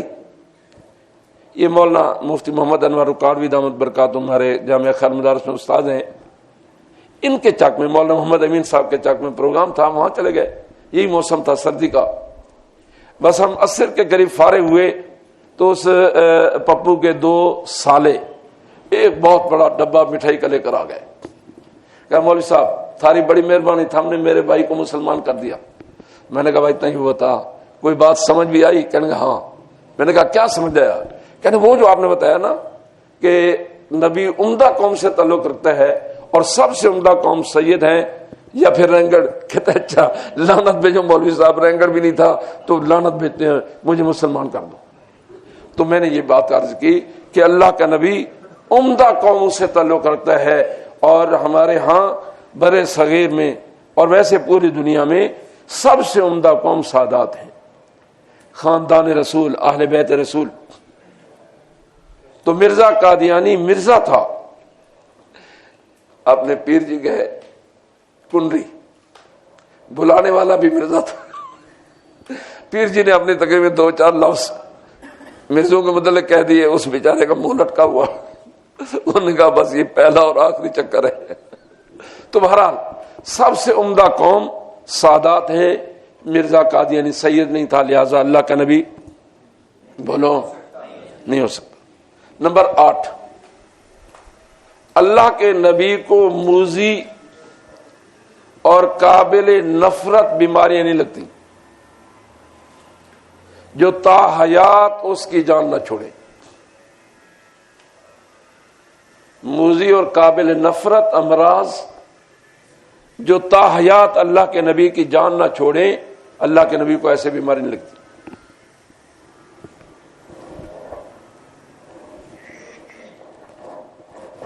مولانا اللہ صاحب صاحب نے قادیانی شبہات کے جوابات جلد سوم میں مرزا قادیانی کی کتابوں سے 61 بیماریاں لکھی ہیں. اس کے پھیپھڑے بیمار, گردے خراب, مثانہ خراب, دماغ خراب, سراپا مرض تھا. سوال ہوا کہ مرزا صاحب حضرت عیسیٰ علیہ نبینا علیہ الصلوۃ والسلام احادیث پاک میں آتا ہے جب دنیا میں تشریف لائیں گے تو ان پر 2 زرد رنگ کی چادریں ہوں گی, علیہ ممسران, ایک تہبند کے طور پر ایک ابرلی ہوگی. اس سے مراد کیا ہے؟ کہیں گے اس سے مراد 2 بیماریاں, ایک کتے دی بیماری, ایک تھلے دی بیماری. اوپر کی بیماری سے مراد دوران راس, مالی خولیا, یہ پاگل پن کی ایک بیماری ہے. اور نیچے کی بیماری سے مراد سلسل بول, چھوٹا پیشاب کثرت سے آنا. مرزا قادیانی تراق القلوب میں لکھا ہے مجھے بسا اوقات دن میں 100 مرتبہ پیشاب آتا ہے.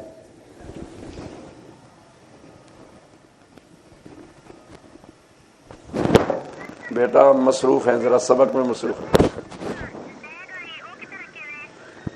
گڈی دے وچ اون کول گھن ڈرائیور کو ایک اوپر کی بیماری, ایک نیچے کی بیماری. یہ دیکھیں نا, آپ نے مرغی کا مریض دیکھا ہوگا, خوبصورت جوان ہے, موٹا ڈٹا ہٹا کٹا, لیکن جب دورہ پڑتا ہے بیچارہ گر جاتا ہے, ہاتھ اور پاؤں کی انگلیاں سکڑ جاتی ہیں, ناک اور منہ سے جھاگ شروع ہو جاتی ہے اور عجیب و غریب قسم کی آوازیں نکلتی ہے. اس طرز کی بیماری یہ قابل نفرت بیماری ہے کہ نہیں؟ اور نیچے کی بیماری سے مراد سلسل بول. تریاق القلوب میں لکھا مجھے بسا اوقات دن میں 100 مرتبہ پیشاب آتا ہے. آج کل ہم صبح کی نماز کس وقت پڑھ رہے ہیں جی؟ اور مغرب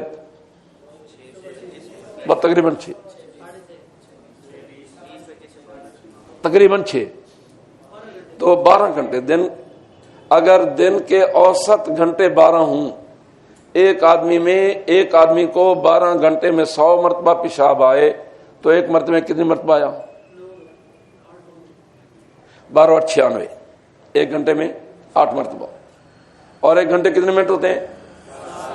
57 7.25 منٹ کے بعد مرزا صاحب پیشاب فرماتے تھے. ہم نئے چناب نگر گئے تھے, اسٹیشن المسجد میں ہمارے ساتھی مولانا خدابت جمعہ پڑھاتے تھے. ایک دفعہ انہوں نے میری ڈیوٹی لگا دی, یہی موسم تھا, تو میں نے وہاں کہا, مرزا ناصر کا دور تھا, میں نے کہا مرزا ناصر صاحب یہ آپ کا دادا نبی تھا کہ ربوا کا واٹر سپلائی پمپ جتوں لنگدا گیا مترندا گیا. اور دیکھیں مرزا قادیانی کے مکتوبات خطوط کا مجموعہ انہوں نے کئی جلدوں میں شائع کیا. مکتوبات احمدیہ جلد نمبر 5 مکتوب نمبر 14.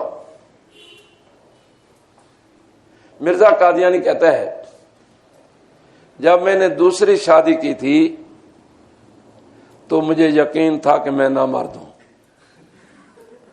بھائی جلے تو نہ مرد ہے, دوسری شادی کیندوا سے کی تھی.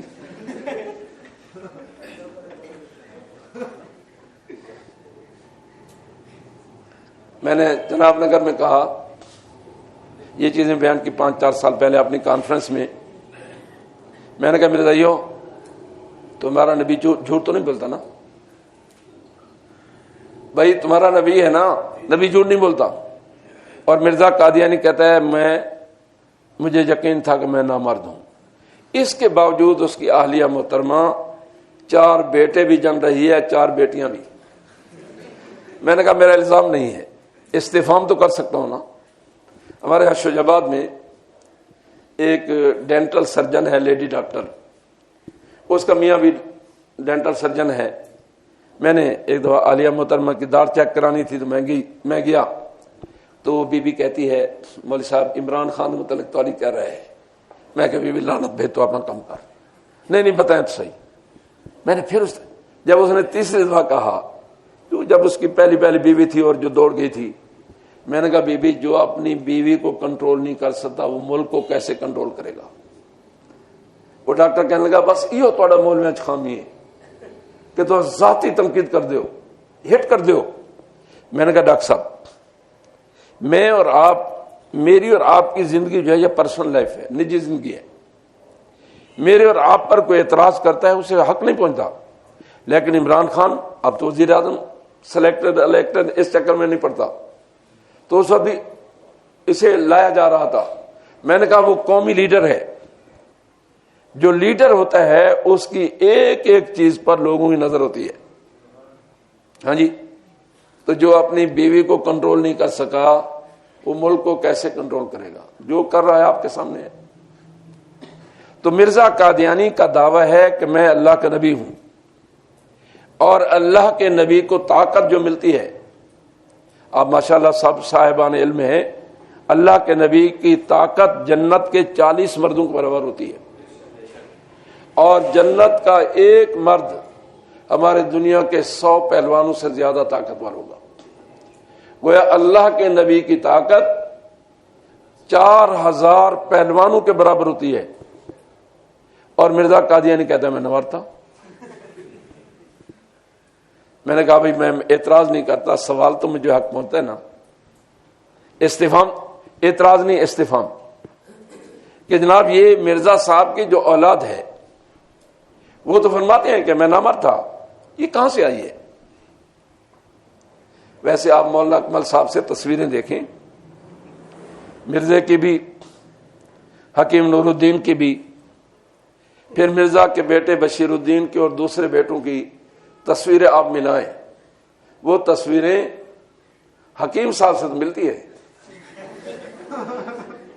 اور حکیم صاحب ساری قادیانی ذریت خبیثہ, مرزا قادیانی کی بیوی کو ام المومنین کہتی ہے, لیکن حکیم صاحب بیگم صاحبہ کہتے ہیں. تو میرے محترم دوستو, میں نے یاد کیا کہ اللہ کا نبی موذی اور قابل نفرت بیماریوں کا شکار نہیں ہوتا, تا حیات وہ بیماریاں اس کی جان نہ چھوڑیں.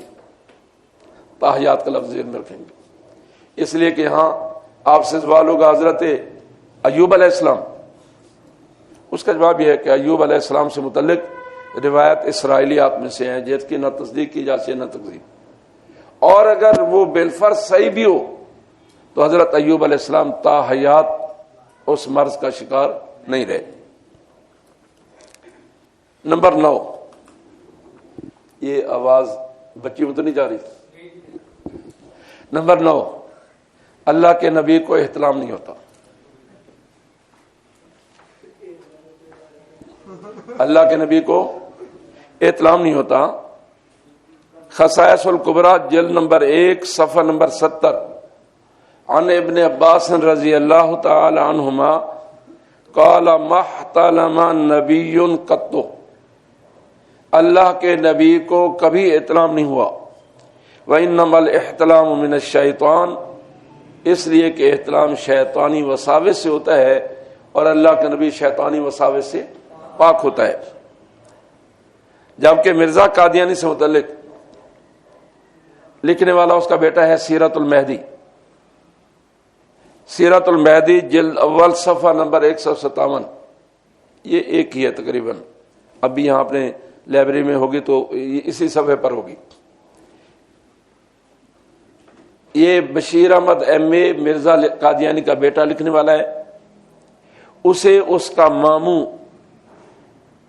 بیان کرنے والا ہے، اور اس کے ماموں کو مرزا قادیانی کے خادم نے بتایا۔ چنانچہ وہ کہتا ہے ڈاکٹر میر محمد اسماعیل نے، یہ مرزا قادیانی کا سالہ ہے، مجھ سے بیان کیا، یعنی ایم احمد کے باپ بشیر احمد میں سے، کہ حضرت صاحب کے خادم میاں حامد علی کی روایت ہے کہ ایک سفر میں حضرت صاحب کو احتلام ہوا۔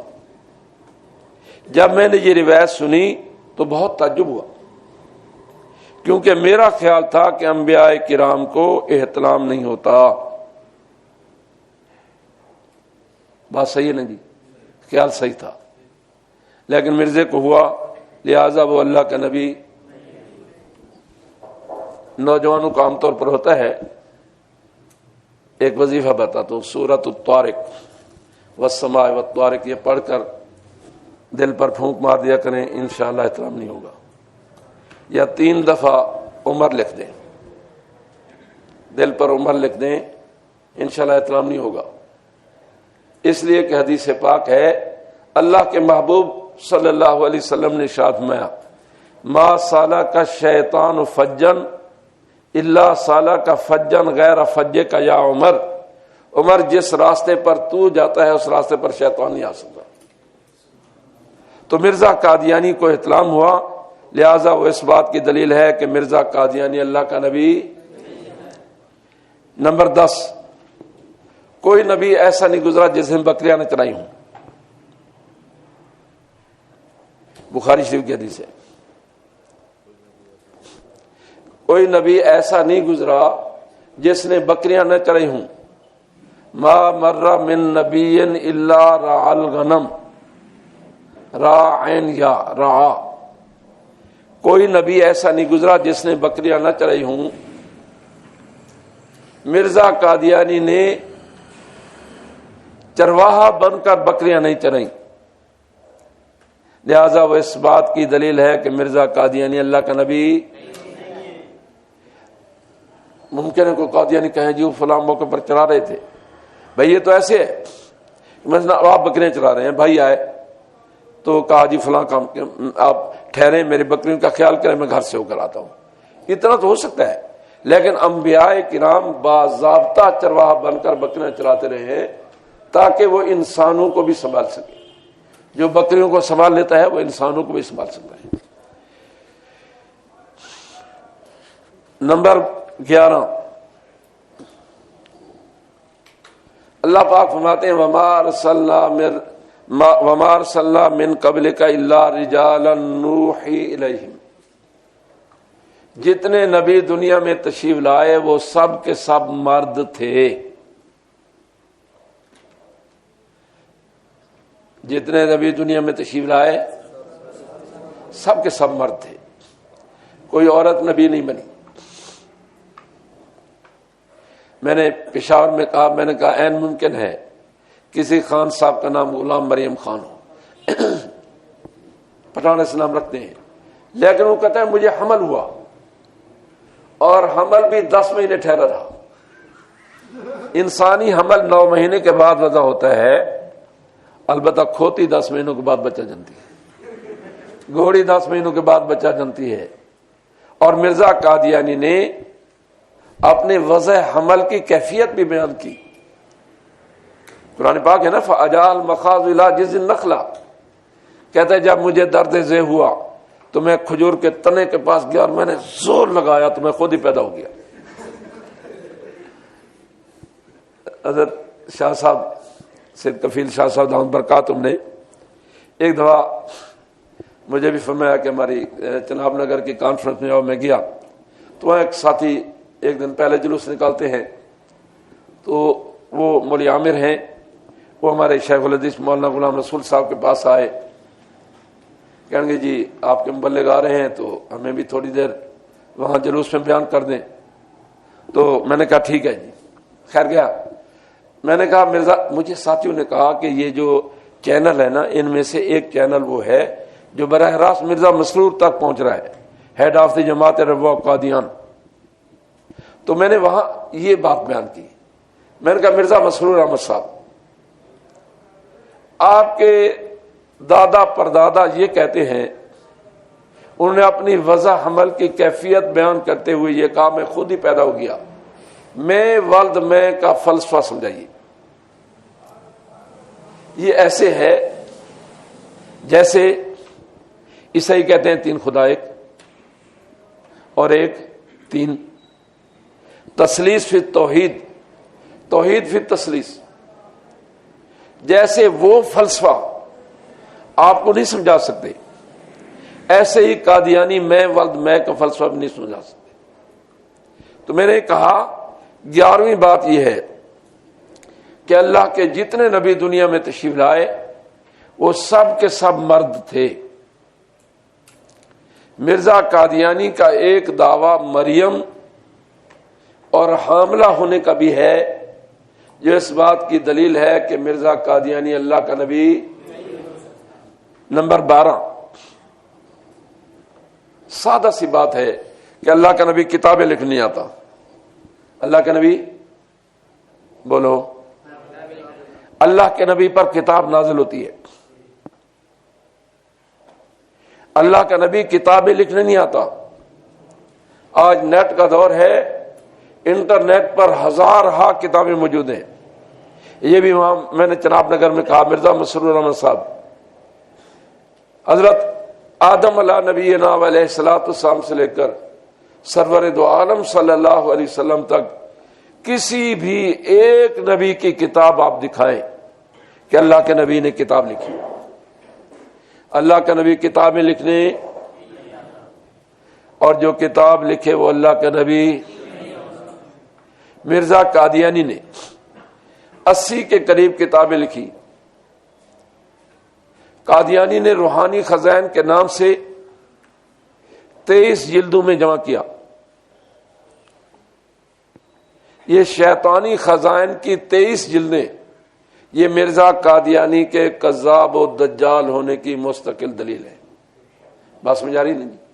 سادہ سی بات ہے کہ اللہ کا نبی کتابیں لکھنے نہیں آتا، مرزا قادیانی نے کتابیں لکھی، لہذا وہ اللہ کا نبی نہیں ہے۔ نمبر 13، اللہ کا نبی تدریجاً نبوت کا دعویٰ نہیں کرتا، درجہ بدرجہ، سٹیپ بائی سٹیپ، سیڑھی میں سیڑھی، پہلے ایک دعویٰ، پھر دوسرا، پھر تیسرا، پھر چوتھا، پھر پانچواں، پھر کہیں 10-12 دعووں کے بعد یہ کہے کہ میں اللہ کا نبی ہوں۔ 1,24,000 انبیاء کرام میں سے کوئی نبی آپ کو ایسا نہیں ملے گا جس نے تدریجاً نبوت کا دعویٰ کیا ہو۔ مرزا قادیانی نے بہت سارے دعوے کیے۔ جو کرسی خالی دیکھی چھلانگ لگا کر وہاں جا کے بیٹھ گیا۔ میں وہ سید عبدالغفور قاسمی رحمہ اللہ تھے، جمعیت علماء شام سندھ کے بڑے مقبول خطیب تھے، اور وہ جیسے ہمارے مولانا لقمان علی پوری تھے، ان کی یہ بھی گپ شپ بہت لگاتے تھے نا، ان کی گپ شپ ان سے بھی زیادہ آگے ہوتی تھی۔ ان سے پہلے میں نے ٹنڈو آدم کی کانفرنس میں یہ چیزیں بیان کی تو اس نے انہیں ایک جملہ بتایا، وہ میں نہیں بتلاتا۔ تو بہرحال مرزا قادیانی نے بہت سارے دعوے کیے. اس نے ایک دعویٰ یہ کیا کہ میں مجدد ہوں. دیکھیے قادیانیوں نے 13 صدیوں کے مجددین کے اسماء گرامی لکھے اور 14ویں صدی کے مجددین کے متعلق کہا کہ بتاؤ کون ہے، کیونکہ کوئی نہیں لہذا مرزا صاحب مجدد ہے. اور یہ بھی حدیث پاک ہے اور مشکات شریف موجود ہے، ان اللہ یبعث لہذه الامہ علی راس کل مئات سنۃ من یجدد لها دینہا. اللہ ہر صدی کے سر پر کچھ شخصیات کھڑی کرتے ہیں جو دین میں تجدید کا کام کرتے ہیں. ان 100 سالوں میں لوگوں نے جو رسوم و بدعات دین کے طور پر رکھی ہوتی ہیں، اللہ کا نبی آ کر دودھ کا دودھ پانی کا پانی الگ کر دیتا ہے. مرزا قادیانی کی آپ خرافات پڑھیں، اس کی روحانی خزائن کی 23 جلدیں پڑھیں، ان میں 4 مسائل کے علاوہ 5واں کوئی مسئلہ نہیں ہے. جبکہ اس کے علاوہ بہت سارے علماء کرام، ہمارے بزرگوں میں حکیم الامت مولانا اشرف علی تھانوی رحمہ اللہ 1000 سے زیادہ کتابیں. تو مرزا قادیانی نے ایک دعویٰ کیا میں مجدد ہوں. مجددیت کے جو شرائط ہے اس میں نہیں پہ جاتا. پھر اس نے اگلی سیڑھی پر قدم رکھتے ہوئے کہا کہ میں امام مہدی ہوں. یہ امام مہدی کون ہے؟ سرور دو عالم صلی اللہ علیہ وسلم نے امام مہدی علیہ الرضوان سے متعلق بہت تفصیلی گفتگو فرمائی. ہمارے بزرگوں میں شیخ العرب والعجم حضرت مولانا سید حسین مدنی رحمہ اللہ سے سوال ہوا کہ امام مہدی علیہ الرضوان سے متعلق بھی کوئی صحیح حدیث ہے؟ تو حضرت نے فرمایا کہ میں نے ایک رسالہ مرتب کیا تھا. جب میں حضرت شیخ الہند رحمہ اللہ کے ساتھ گرفتار ہوا، مالٹا میں گیا، تو اس وقت عرب حکومت نے میرا سامان اپنے کنٹرول میں لے لیا تھا، ضبط کر لیا تھا. پتہ نہیں اب وہ کس حالت میں ہے، کہاں ہے. جب حضرت مدنی رحمہ اللہ کے مکتوبات شائع ہوئے، اس وقت جو حضرت کے جانشین ہیں حضرت مولانا سید ارشد مدنی دامت برکاتہم، وہ گئے اور انہوں نے مختلف لائبریریاں چھان ماری، رسالہ نہ ملا. انہوں نے اپنی تشویش کا اظہار وہاں کے دوستوں کے سامنے کیا. تو ایک دوست نے کہا جی حضرت ایک مستقل لائبریری ہے جہاں مخطوطات ہیں، قلمی نسخے ہیں. تو اس لائبریری میں گئے تو وہ رسالہ مل گیا، الخلیفۃ المہدی فی الاحادیث الصحیحہ. تقریباً 40 احادیث سے رحمت دو عالم صلی اللہ علیہ وسلم نے امام مہدی علیہ الرضوان کا تذکرہ فرمایا ہے. ہم نے عالمی مجلس تحفظ ختم نبوت کے دفتر سے اسے کئی مرتبہ شائع کیا ہے، شاید اب بھی مل جائے. تو امام مہدی علیہ الرضوان سے متعلق سرور دو عالم صلی اللہ علیہ وسلم نے فرمایا یواتو اسمہ اسمی، امام مہدی علیہ الرضوان کا نام میرے نام کی طرح محمد ہوگا. امام مہدی کا نام کیا نام ہوگا؟ وہ اسم و ابی ہے کیسم ابی، ان کے والد گرامی کا نام میرے والد محترم کی طرح عبداللہ ہوگا. ان کی والدہ محترمہ کا نام آمنہ ہوگا. میں ولد فاطمہ، میری بیٹی فاطمہ الزہرا رضی اللہ تعالی عنہ کی اولاد سے ہوں گے. میں نطرتی حسنی حسینی سید ہوں گے. مدینہ طیبہ میں پیدا ہوں گے. 40 سال تک مدینہ طیبہ رہیں گے. اس دوران مسلمانوں کا ایک خلیفہ انتقال کر جائے گا، تو یہ بزرگ جن کا نام محمد ابن عبداللہ ہے، یہ مدینہ طیبہ سے مکہ مکرمہ تشریف لے جائیں گے، بیت اللہ شریف کا طواف کریں گے. جب آخری چکر لگا کر فارغ ہوں گے تو مقام ابراہیم اور حجر اسود کے درمیان ہوں گے. یا رکن یمانی اور حجر اسود کے درمیان ہوں گے کہ پہچان لی جائیں گی۔ ہمارے بزرگوں میں حضرت مولانا رفیع الدین صاحب رحمہ اللہ دارالعلوم دیوبند کے محتمم رہے ہیں۔ یہ سفر حج پر گئے اور جاتے ہوئے دو چیزیں ساتھ لے کر گئے اور جا کر معلوم کیا کہ اس وقت بیت اللہ شریف کا کلید بردار کون ہے۔ آپ کو یاد ہوگا غالباً حضرت عثمان ابن ابی طلحہ رضی اللہ عنہ ہیں، قبل از فتح مکہ ان کے پاس چابی تھی بیت اللہ شریف کی۔ حضور نے فرمایا کہ ذرا بیت اللہ شریف کا دروازہ کھول دو، انہوں نے کہا تیرے لیے؟ تو رحمت دو عالم صلی اللہ علیہ وسلم نے فرمایا عثمان ایک وقت آئے گا کہ چابی میرے ہاتھ میں ہوگی، میں جسے چاہوں گا سپرد کروں گا۔ تو فتح مکہ کے موقع پر اب نے آیا نا عثمان لبیک و سعدیک یا رسول اللہ، لو چابیاں۔ اب ذرا تصور میں عثمان کا ہاتھ تو لڑکھڑا رہا ہوگا نا کہ پتہ نہیں میرے ساتھ کیا ہونے والا ہے۔ اور اللہ کے نبی کے اخلاق کے کریمہ پر، اخلاق عظیمہ پر قربان جائیے۔ اب نے عثمان جا یہ چابیاں قیامت تک تیرے سپرد کرتا ہوں۔ اس کی اولاد شیبی کہلاتی ہے۔ حضرت مولانا رفیع الدین صاحب نے معلوم کیا اور کلید بردار کعبہ کو تلاش کیا۔ اسے ایک تو قرآن پاک کا نسخہ دیا اور ایک تلوار دی، کہا کہ جب امام مہدی تشریف لائیں گے تو یہ تلوار ان کے سپرد کر دینا، اور یہ قرآن پاک کا نسخہ بھی ان کے سپرد کر دینا۔ اور تیسری چیز خط لکھ کر دیا کہ حضرت میں اس وقت موجود نہیں ہوں اور آپ بیت اللہ شریف کے زیر سایہ مجاہدین سے بیعت علی الجہاد لے رہے ہیں، یہ تلوار کسی مجاہد کو دے دیں تاکہ کسی نہ کسی درجے میں میری بھی اس جہاد میں شرکت ہو جائے۔ میں یہ قرآن پاک آپ کی تلاوت کے لیے۔ تو حضرت نبی پاک صلی اللہ علیہ وسلم نے فرمایا کہ وہ جب بیت اللہ شریف کا طواف کر کے فارغ ہوں گے پہچان لیے جائیں گے، اور سب سے پہلے پہچاننے والے انہیں ملک شام سے تعلق رکھنے والے 40 ابدال ہوں گے۔ یہ ابدال بدل سے ہے، آپ کسی بڑے یہاں آئیں گے شیوخ حدیث، ان سے پوچھ لینا۔ یہ میری طرف توجہ، یہ بزرگوں کی وہ قسم ہے کہ جن کے ذمہ تکوینی مور ہوتے ہیں، اور یہ ہمیشہ 40 ہی رہتے ہیں۔ ایک فوت ہوتا ہے تو دوسرا اس کی جگہ لے لیتا ہے۔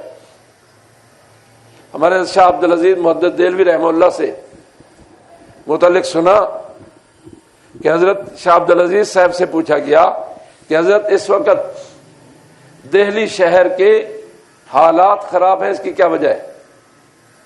تو انہوں نے میں یہاں جو مجدد، یہاں جو ابدال ہے وہ ڈھیلا ڈالا ہے، سست الوجود ہے۔ جیسے وہ کہاں ہوتا ہے، عام ہوتے ہیں، ان کی کوئی خاص علاوہ نہیں ہوتی، لیکن اللہ والے جانتے ہیں، ایک دوسرے کو پہچان لیتے ہیں۔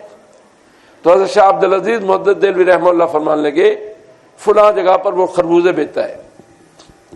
یہ صاحب گئے، پوچھا کہ بابا جی خربوزے کیا بائیں؟ انہوں نے ریٹ بتایا کہ 1 پیسہ 2 پیسے سے اتنے ہوں گے۔ کہا جی ٹاکی لگا کر دیں گے کہ ڈیگ؟ ایک خربوزے کو ٹاکی لگائی، دوسرے کو، تیسرے کو، چوتھے کو، کہ حضرت پھیکے ہیں نہ لو۔ پھر کچھ عرصے کے بعد دہلی کے حالات ٹائٹ ہو گئے۔ کہا جی اب کیا ہے؟ فرمایا اب جو ابدال ہے نا ڈنڈے سوٹے والا ہے۔ کہاں ہوتا ہے؟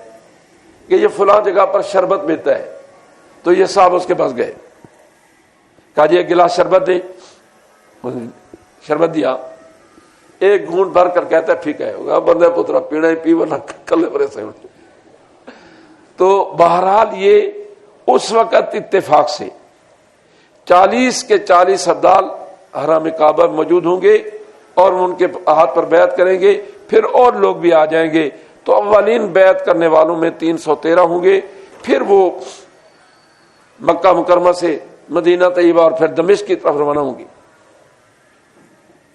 تو راستے میں ہوں گے کہ ایک جناب عمران خان، جناب آصف علی زرداری، جناب میاں نواز شریف،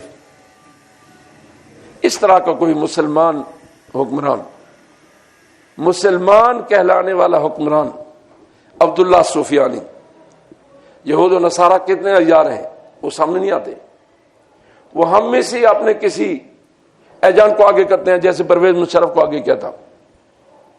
تو عبداللہ سفیانی بیضاء کے مقام پر مدینہ طیبہ اور دمشق کے درمیان، یہ بیضاء کے مقام پر لشکر لے آئے گا تو اس کا سارا لشکر زمین میں دھنس جائے گا۔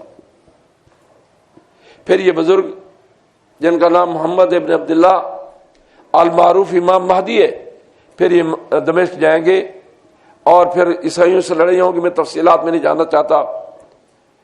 ایک دن صبح کی نماز کا وقت ہوگا، اذان کہی جا چکی ہوگی، اقامت کہی جانے والی ہوگی کہ ینزل عیسی ابن مریم واضعا یدیہ علی اجنحۃ ملکین، دو فرشتوں کے کندھوں پر ہاتھ رکھے ہوئے،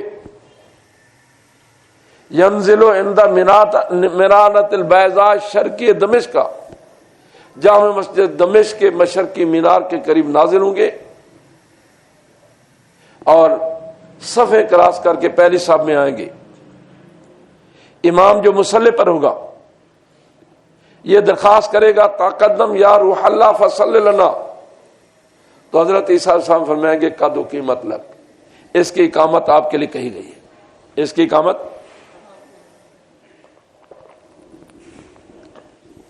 اس طرح بھی تعبیر کر سکتے ہیں کہ میں مقتدی بن کر آیا ہوں، امام بن کر نہیں آیا، مقتدی بن کر آیا ہوں، مقتدا بن کر نہیں آیا۔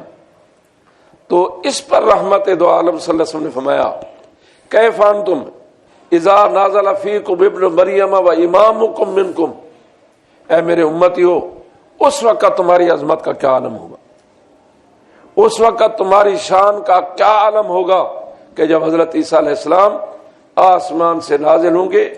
و امامکم منکم، واو عطف کے لیے ہے، آپ حضرات قاعدہ پڑھ چکے کہ معطوف علیہ کا مغیر ہوتا ہے، کیا مطلب؟ واو سے پہلے جو ہے وہ اور چیز ہے اور واو کے بعد اور ہے، آسمان سے نازل ہونے والا اور ہے، مصلی پر موجود امام جو ہے وہ اور ہے۔ تو بعض روایت میں آتا ہے قد امکم، وہ تمہاری امامت کرائے گا، تو تطبیق اس طرح ہے کہ پہلی نماز تو ہمارے امام کے اقتدار ادا کرے گا، باقی نمازیں حضرت عیسیٰ سے ہم پڑھیں گے۔ بہرحال حضرت امام مہدی علیہ رضوان مدینہ طیبہ میں پیدا ہوں گے۔ مرزا قادیانی قادیان میں پیدا ہوا۔ قادیان یہ جو ابھی جناب عمران خان صاحب نے نیا بارڈر کھولا ہے کرتارپورہ کے نام پر، اس سے 55 کلومیٹر کے فاصلے پر سامنے قادیان ہے، اور وہ 40 سال مدینہ طیبہ میں رہیں گے، اسے 40 سیکنڈ بھی مدینہ طیبہ کی ہوا نصیب نہیں ہوئی۔ ان کے ہاتھ پر بیعت حرم کعبہ میں ہوگی، اس کے ہاتھ پر بیعت لدھیانہ میں ہو رہی ہے، اور وہ ان کے پیچھے آ کر امام حضرت عیسیٰ علیہ السلام نماز پڑھیں گے، اور وہ جامع مسجد دمشق کے مشرق کی مینار۔ مرزا قادیانی سوال ہوا سی اس مینار سے کیا مراد ہے، کبھی بنا لیتے ہیں۔ چنانچہ مینار بننا شروع ہو گیا، مرزا پہلے مر گیا اور مینار بعد میں تعمیر ہوا۔ ہمارے قاضی صاحب فرمایا کرتے تھے یہ مینارت المسیح ہے یا بھنگی کا لوٹا، اور اس پر بتلاتے تھے کہ یہ جو بھنگی چرسی ہوتے ہیں یہ قبض کے مریض ہوتے ہیں۔ ایک چرسی وہ لوٹا پانی کا لے کر گیا، کسی لڑکے نے ایک دن شرارت کر دی، اسے سوراخ کر دیا، تو اس کے فارغ ہونے سے پہلے لوٹا فارغ ہو گیا۔ انہوں نے کہا کل تو اس سے پوچھوں گا۔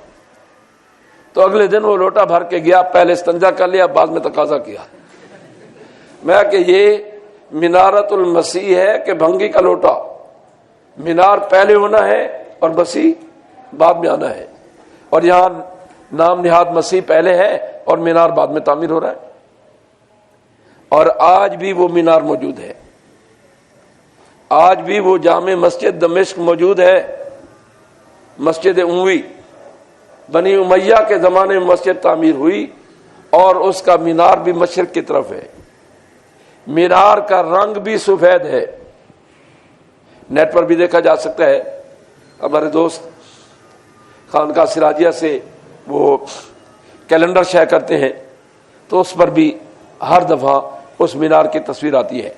تو بہرحال مرزا قادیانی کا دعویٰ تھا کہ میں امام مہدی ہوں، امام مہدی ہونے کی کوئی ایک علامت اس نے نہیں بھیج جاتی، اور جس کی بات نہیں اس کی ذات نہیں، جو ایک بات میں جھوٹا ہو جائے پھر اس کی کسی اور بات کا اعتبار نہیں رہتا۔ اس کا ایک دعویٰ یہ ہے کہ میں مسیح ہوں۔ دیکھیے آنے والے مسیح کا نام عیسیٰ ہے، کیا نام ہے؟ ان کی والدہ محترمہ کا نام مریم، وہ آسمان سے نازل ہو رہے ہیں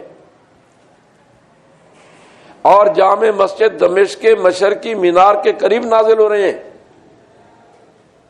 امام مہدی علیہ رضوان کے پیچھے نماز ادا کر رہے ہیں، پھر وہ دجال کے تعاقب نکلیں گے۔ یقتل الدجال بباب لد، آج سے تقریباً 125 سال پہلے جہانی مرزا غلام احمد قادیانی جہنم مکانی نے اس حدیث کی تکذیب کرتے ہوئے کہا کہ لد نام کا شہر دنیا میں ہے ہی نہیں، لیکن مرزا کذاب تھا، اور اصدق الصادقین حضرت محمد الرسول اللہ صلی اللہ علیہ وسلم نے فرمایا کہ حضرت عیسیٰ السلام دجال کو لد نامی شہر کے دروازے پر جا کر قتل کریں گے۔ آج لد نہ صرف یہ کہ شہر ہے بلکہ اسرائیل کا ایئر بیس ہے۔ حضرت عیسیٰ السلام دجال کو قتل کریں گے اور پھر یہودیت کا قتل عام ہوگا۔ کوئی دیوار، کوئی پہاڑ، کوئی درخت انہیں پناہ نہیں دے گا۔ اگر کوئی یہودی کسی دیوار کی اوٹ میں ہوگا تو اللہ پاک دیوار کو بولنے کی طاقت دیں گے۔ طاقت دے سکتے ہیں کہ نہیں؟ جی بھئی یہ چوچا بولتا کہ نہیں؟ ہم نے چند تارے جمع کیے نا، موبائل یہ بول رہا ہے، اور مسبب الاسباب اللہ پاک پروردگار عالم کے حکم سے دیوار بول اٹھے گی، پہاڑ بول اٹھے گا، درخت بول اٹھے گا، تعال یا عبداللہ من ورائی یہودی فقتلو، اے اللہ کے بندے میرے پیچھے یہودی ہے، آ کر اسے قتل کر۔ تو یہودیت کا نام و نشان نہیں رہے گا، اور عیسائی بھی یا مسلمان ہو جائیں گے یا قتل ہو جائیں گے۔ ایسے ہی یہلک اللہ الملل کلھا، حضرت عیسیٰ علیہ السلام کی تشریف آوری پر اللہ پاک تمام مذاہب کا خاتمہ فرما دیں گے۔ اللہ ملت واحدہ، میں ایک ہی دین رہے گا، الا وہی ملت الاسلام، وہ دین اسلام ہوگا۔ مرزا قادیانی کا ایک دعویٰ مسیح ہونے کا بھی ہے۔ حضرت مسیح علیہ السلام کا نام کیا ہے؟ کیا نام ہے؟ مرزا کا نام؟ حضرت عیسیٰ علیہ السلام بغیر باپ کے پیدا ہوئے، مرزا دا 6 فٹ تپی ہوا۔ حضرت عیسیٰ السلام کی والدہ محترمہ کا نام مریم، مرزا کی ماں کا نام چراغ بی بی اور گھسیٹی۔ حضرت عیسیٰ علیہ السلام آسمان سے نازل ہو رہے ہیں، مرزا ماں کی پیٹ سے پیدا ہو رہا ہے۔ حضرت عیسیٰ السلام مسکراتے ہوئے آ رہے ہیں، یہ چینچی کرتے برآمد ہو رہا ہے۔ حضرت عیسیٰ علیہ السلام کے بالوں سے پانی کے قطرات ایسے ٹپک رہے ہوں گے کاللؤلؤ والمرجان، جیسے موتی ہوتے ہیں۔ یہ غلاظت میں لت پت تھا۔ حضرت عیسیٰ علیہ السلام 40 سال تک حکومت کریں گے، اسے 40 سیکنڈ قادیان جیسی منحوس بستی پر بھی حکومت نصیب نہیں ہوئی۔ حضرت عیسیٰ صاحب حج کریں گے، اسے حج نصیب نہیں ہوا۔ حضرت عیسیٰ صاحب عمرہ کریں گے، اسے عمرہ نصیب نہیں ہوا۔ اور حضرت عیسیٰ علیہ السلام بلا شرکت غیرے پوری دنیا پر 40 سال حکمران رہیں گے۔ اور پھر اللہ کے محبوب نے فرمایا ثم لیاتین علی قبری، پھر عیسیٰ علیہ السلام میرے مزار پر انوار پر تشریف لائیں گے، ویسلم علیہ، مجھ پر درود و سلام پڑھیں گے، لاجیبنہ، میں ان کے درود و سلام کا جواب دوں گا۔ میرے اور آپ کے بزرگوں کا عقیدہ ہے کہ رحمت دو عالم صلی اللہ علیہ وسلم اپنے مزار پر انوار میں اسی جسم عطر کے ساتھ زندہ ہے۔ عند القبر المبارک، روزہ اطہر کے قریب پڑھے جانے والا درود و سلام انہی کانوں سنتے ہیں، بعض خوش نصیبوں کو جواب بھی دیتے ہیں۔ پھر فرمایا کہ عیسیٰ علیہ السلام پر موت واقع ہوگی، یصلی علیہ المسلمون، مسلمان ان کی نماز جنازہ پڑھیں گے۔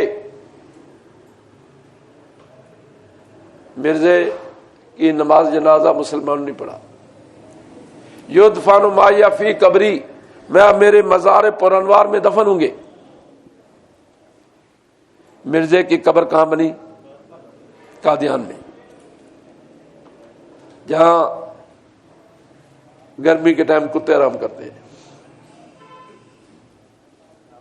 اور میں حضرت عیسیٰ علیہ السلام قیامت کے دن اقوم و آنا و عیسیٰ ابن مریم بین ابی بکر و عمر، قیامت کے دن میں اور عیسیٰ ابن مریم ابو بکر و عمر کے درمیان ہوں گے۔ آگے حضرت ابو بکر ہوں گے، پھر حضور ہوں گے، پھر حضرت عیسیٰ صاحب، پیچھے حضرت عمر۔ تکوینی طور پر گارد موجود ہے، حفاظتی دستہ موجود ہے۔ تو بہرحال مرزا قادیانی کا ایک دعویٰ عیسیٰ ہونے کا بھی ہے، مسیح ہونے کا بھی ہے، اس میں مسیح ہونے کی کوئی ایک علامت بھی نہیں پائی جاتی، لہذا وہ اللہ کا نبی نہیں تھا۔ نمبر 14، اللہ کے نبی کی پیشین گوئی جھوٹی ثابت نہیں ہوتی۔ سرور دو عالم صلی اللہ علیہ وسلم جب مکہ مکرمہ سے مدینہ طیبہ کی طرف ہجرت کر کے تشریف لا رہے ہیں، سراقہ ابن مالک ابن جوسم رضی اللہ تعالیٰ عنہ تعاقب کرتے ہیں۔ ان کا گھوڑا زمین میں دھنس جاتا ہے، دعا کی استدعا کی، گھوڑا باہر نکلا، پھر تعاقب کیا، پھر زمین میں دھنس گیا، پھر دعا کی استدعا کی، پھر تیسری دفعہ پیٹ سمیت پیٹ تک زمین دھنس گیا۔ کہا صحیح آپ مہربانی فرمائیں، دعا کریں، میں انشاءاللہ واپس جاؤں گا، آپ کی طرف کسی کو نہیں آنے دوں گا۔ تو وہاں اللہ کے محبوب پاک صلی اللہ علیہ وسلم نے ایک بات ارشاد فرمائی، سراقہ تو میرا تعاقب کر رہا ہے کہ ایک وقت آئے گا کہ شہنشاہ ایران کے کنگن تیرے ہاتھ میں ہوں گے۔ ایران فتح ہوا، ایران کا مال غنیمت لایا گیا، فہرست لائی گئی، فہرست کے ساتھ تقابل کیا جا رہا ہے، ٹیلی کیا جا رہا ہے، ساری فہرست بھی مکمل، مال غنیمت بھی مکمل۔ سیدنا فاروق اعظم رضی اللہ عنہ فرمایا مال غنیمت مکمل نہیں، کیسے ہی مکمل ہے؟ آپ نے فہرست کے ساتھ تقابل فرما لیا، میں تمہاری فہرست کے دکھوں یا اللہ کے محبوب پاک صلی اللہ علیہ وسلم کی زبان مبارک کو دیکھوں کہ اللہ پاک نے فرمایا تھا، اللہ پاک کے محبوب نے ارشاد فرمایا تھا کہ تیرے ہاتھ میں شہنشاہ ایران کے کنگن ہوں گے۔ یہ بات ہو رہی تھی کہ سامنے سے خاک اڑتی ہوئی آئی، ایک سوار برآمد ہوا اور وہ اپنے گھوڑے سے اترا، اس نے مسجد نبی کے باہر گھوڑا باندھا اور سیدنا فاروق اعظم رضی اللہ تعالیٰ عنہ خدمت میں حاضر ہو کر اپنا کمر بند کھولا اور وہ کنگن پیش کیے۔ کہا امیر المومنین یہ شہنشاہ ایران پہنتا تھا، یہ ہمارے سپاہ سالار نے خصوصیت کے ساتھ بھجوائے ہیں۔ آپ نے میں اینا سراقہ دون مالک، سراقہ کہاں ہے؟ لبیک و سادہ کہ امیر المومنین میں تشریف لائیے۔ ذرا آپ تصور کریں کہ صحابہ کرام پر کیا بیتی ہوگی۔ سیدنا فاروق اعظم رضی اللہ تعالیٰ عنہ اور صحابہ کرام کی آنکھوں سے آنسو جاری ہوں گے.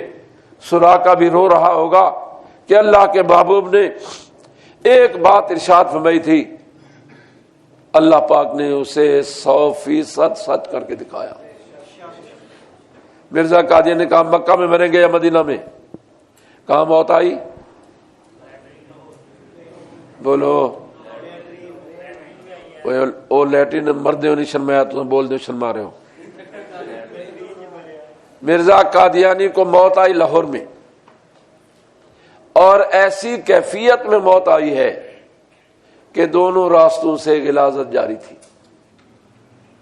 ہاں جی، اور دست اور قے کا تقابل ہو رہا تھا، مقابلہ ہو رہا تھا، اور فرشتہ اجل نے اسے غلاظت میں ٹبکیاں دے دے کر مارا.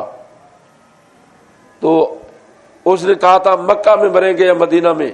نہ مکہ کی موت نصیب ہوئی نہ مدینہ کی موت نصیب ہوئی. اور بھی بے شمار پیشین گویا ہے، اس پر مستقل کتابیں موجود ہیں. آخری بات، اللہ کے محبوب پاک صلی اللہ علیہ وسلم نے ارشاد فرمایا، آخری بات یہ ہے کہ اللہ کا نبی جہاں فوت ہوتا ہے وہیں دفن ہوتا ہے. اللہ کا نبی جہاں فوت ہوتا ہے وہیں دفن ہوتا ہے. سرور دو عالم صلی اللہ علیہ وسلم کی وفات کے بعد حضرات صحابہ کرام میں یہ مسئلہ زیر غور آیا کہ رحمت عالم صلی اللہ علیہ وسلم کا مقبرہ، آپ کا روضہ اطہر کہاں بنایا جائے؟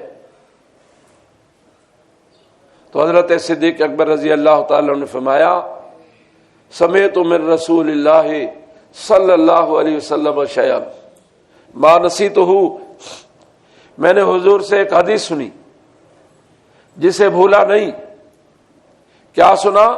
ما قبض اللہ نبیا الا فی الموضع الذی یحب ان یدفن فیہ، اللہ اپنے نبی کو وہاں موت عطا فرماتے ہیں جہاں وہ دفن ہونا پسند کرے.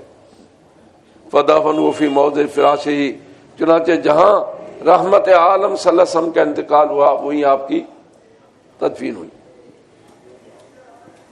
یہ آل سعود جب سعودیہ پر قابض ہوئے ہیں تو انہوں نے بہت سارے مقبرے گرا دیے، قبے گرا دیے، اور اب رحمت دو عالم صلی اللہ علیہ وسلم کے مزار پر انوار پر بھی نظر تھی، لیکن ڈرتے تھے کہ پوری دنیا کا رد عمل کیا ہوگا. تو انہوں نے دنیا کے مختلف ممالک میں اپنے علماء بھیجے، اور انہوں نے حدیث بخاری شریف کے حدیث سے استدلال کیا کہ بنا علی المیت جائز نہیں ہے، میت پر مکان بنانا، قبہ بنانا، مقبرہ بنانا جائز نہیں ہے. تو ایک وفد ہمارے دارالعلوم دیوبند بھی آیا اور کہا کہ یہ مسئلہ زیر غور ہے. تو علماء دیوبند نے 3 دن کی مہلت مانگی، اور تیسرے دن حکیم الامت حضرت مولانا اشرف علی تھانوی رحمہ اللہ نے فرمایا کہ مسئلہ حل ہو گیا. بخاری شریف کی حدیث صحیح ہے کہ بنا علی المیت جائز نہیں، پہلے میت پھر بعد میں بنا، مکان. یہاں تو پہلے سے مکان موجود ہے. نہیں سمجھ آ رہی بات؟ اما عائشہ رضی اللہ تعالی حجرہ میں تدفین ہو رہی ہے نا، یہ بنا پہلے موجود ہے اور تدفین بعد میں ہو رہی ہے، لہذا اسے گرانا جائز نہیں ہے. یہ تو موٹی موٹی باتیں میں نے آپ حضرات کی خدمت میں عرض کی ہیں.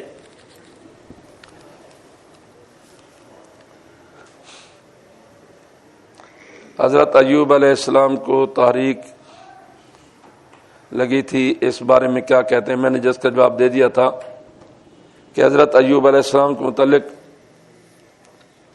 یہ روایت اسرائیلیات میں سے ہے، نہ اس کی تکذیب کی جا سکتی ہے اور نہ اس کی تصدیق کی جا سکتی ہے، اور اگر سچی ہو تو تا حیات حضرت ایوب علیہ السلام اس بیماری کا شکار نہیں رہے. شیطان نے ایک بات کی کہ ایوب بڑا صابر و شاکر ہے، دیکھتے ہیں کہ یہ چیزیں آپ ان سے چھین لیں، پھر دیکھتے ہیں. اللہ پاک نے یہ چیزیں چھین لی، پھر بھی حضرت ایوب علیہ السلام اللہ کے صابر و شاکر بندے رہے، اور اس ابتلا سے باہر نکلے۔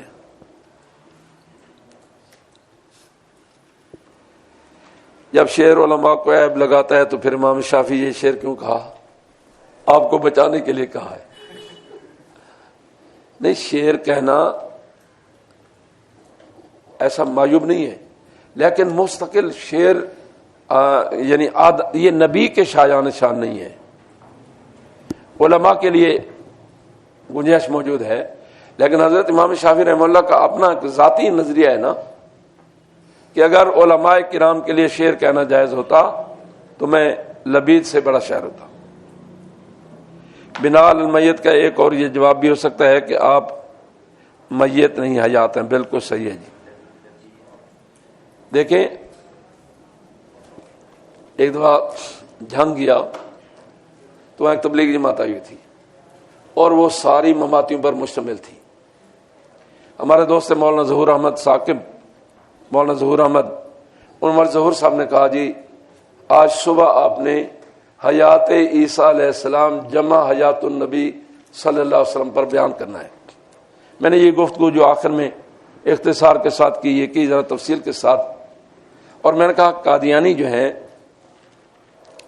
جو جتنی استدلال کرتے ہیں جتنی آیات سے یا احادیث سے، ان کا استدلال صحیح نہیں ہے۔ کہ مثلا وہ کہتے ہیں کل نفس ذائقۃ الموت، ہم نے انکار نہیں کیا، حضرت عیسیٰ صاحب آئیں گے اور آ کر موت واقع ہوگی۔ کل من علیہا فان، وہ بھی فنا کا ذائقہ چکھیں گے۔ تو یہ دجل سے کام لیتے ہیں، یعنی وہ یہ سمجھتے ہیں کہ امت مسلمہ حضرت عیسیٰ صاحب کی صراط یعنی موت کی قائل ہی نہیں ہے، حالانکہ ایسی بات نہیں ہے۔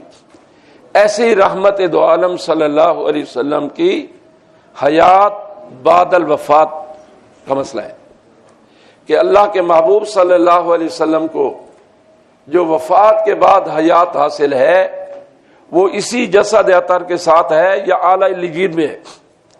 دیکھیے حضرت ابو بکر صدیق رضی اللہ تعالیٰ عنہ نے جب آپ کی وفات پر خطبہ ارشاد فرمایا ہے تو اس میں ایک جملہ یہ بھی ارشاد فرمایا، لا یذوقک اللہ موتتین، اللہ آپ کو دو موتیں نصیب نہیں کریں گے۔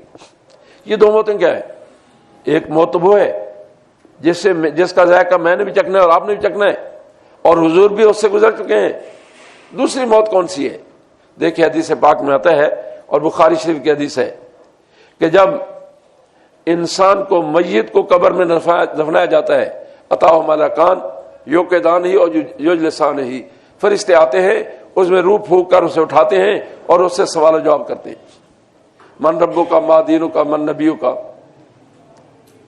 مولانا اکمل صاحب، من نبیو کے جواب میں ایک حدیث پاک میں یہ بھی آتا ہے، نبی جی محمد صلی اللہ علیہ وسلم وہو خاتم النبیین۔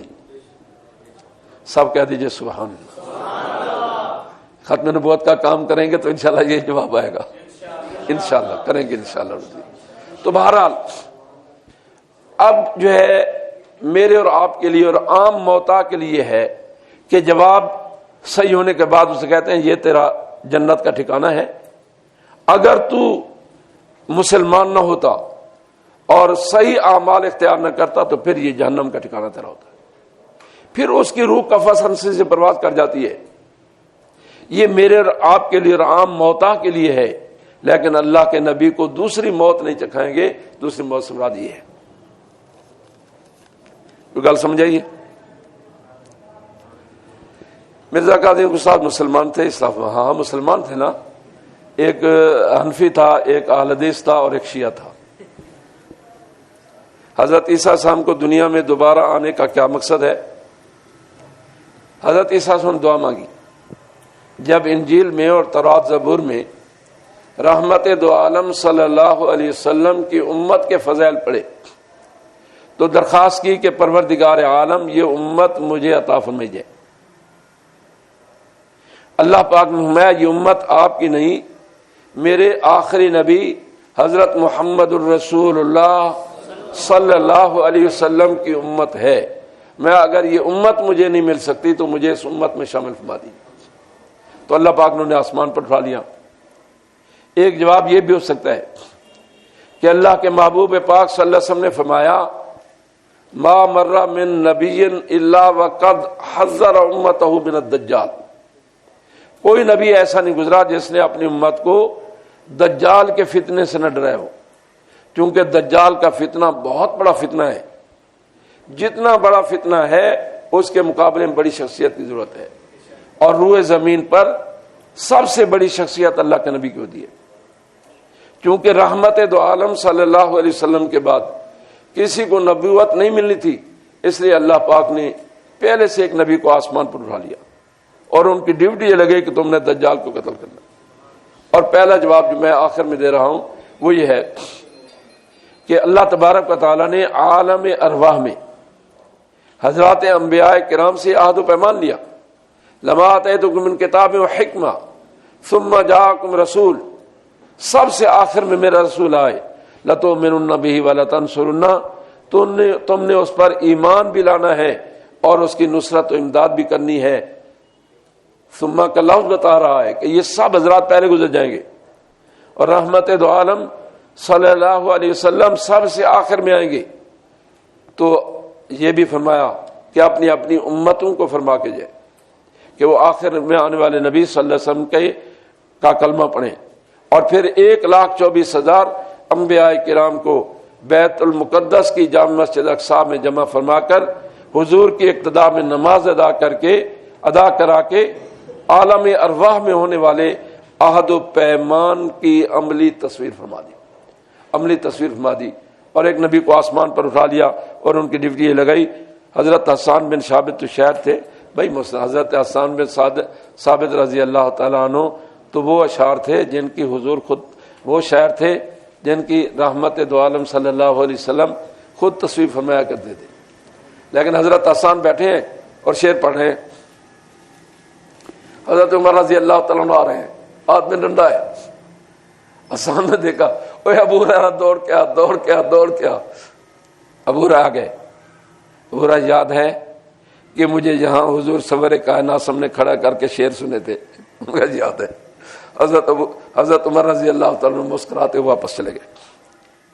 حضرت عیسیٰ السلام کے علاوہ دوسرے نبیوں نے بھی کسی ایک کو اٹھانا تھا نا جی، دوسرے حضرت موسیٰ صاحب نے دعا کی۔ دیکھیں، پودا کوئی لگاتا ہے، درخت کوئی لگاتا ہے، پھل کسے نصیب ہوتا ہے۔ وہ ایک بابا جی کھجور کا پودا لگا رہے تھے نا، ایک چودھری گزرا، کہیں گے منہ میں دانت نہیں، منہ میں دانت نہیں اور پیٹ میں آنت نہیں، اس کے جذبات دیکھیے۔ انہوں نے کہا چودھری تو نے کبھی کھجوریں کھائی ہیں؟ کہ جی کھائی ہیں۔ یہ بتا تو نے لگائی تھی یا تیرے باپ نے؟ اس نے نہ میں نے لگائی نہ میرے باپ نے لگائی، کسی نے لگائی میں کھا رہا ہوں۔ تو کوئی پودا لگاتا ہے، پھل کسی کو نصیب ہوتا ہے۔ حضرت موسیٰ صاحب نے دعا کی، موسیٰ علیہ السلام کے سلسلہ کے آخری نبی حضرت عیسیٰ صاحب کے حق میں دعا کروں۔ کسی ابدال کو پتہ ہوتا ہے کہ میں ابدال ہوں یا ہم بھی بن سکتے ہیں؟ کوشش کرو تو بن سکتے ہو، سوائے نبوت کے باقی تمام درجات کھلے ہیں، محنت کریں۔ ٹھیک ہے جی، دعا کریں۔ اگر میں 15 منٹ پہلے چھوڑ رہا ہوں، ایک ولیمے میں جانا میں نے۔ اللہم صلی علی سیدنا محمد النبی الامی وآلہ وبارک وسلم۔ اللہم انا نسألک العفو والعافیت والمعافات الدائمۃ فی الدین والدنیا والآخرہ۔ مولا کریم ہم سب کی حاضری کو قبول فرما، ہم سب کی مغفرت فرما، ہمارے والدین کی مغفرت فرما۔ یا اللہ ہمارے اس ادارے کو دن دگنی رات چگنی ترقی نصیب فرما۔ یا اللہ ادارہ کے بانیان کی قبروں پر اپنی رحمتوں کی گھٹائیں نازل فرما۔ ہمارے بھائی سید کفیل شاہ صاحب، سید عبد المنان شاہ، عطا اللہ شاہ، یا اللہ ان سب کو مولانا اکمل، جتنے حضرات یہاں خدمات سر انجام دے رہے ہیں، یا اللہ صحت و عافیت کے ساتھ ان کی عمریں دراز فرما۔ یا اللہ اس مرکز کو قیامت تک آباد و شاداب فرما۔ یا اللہ اہل حق کے تمام مراکز کی حفاظت فرما، اہل حق کے تمام حضرات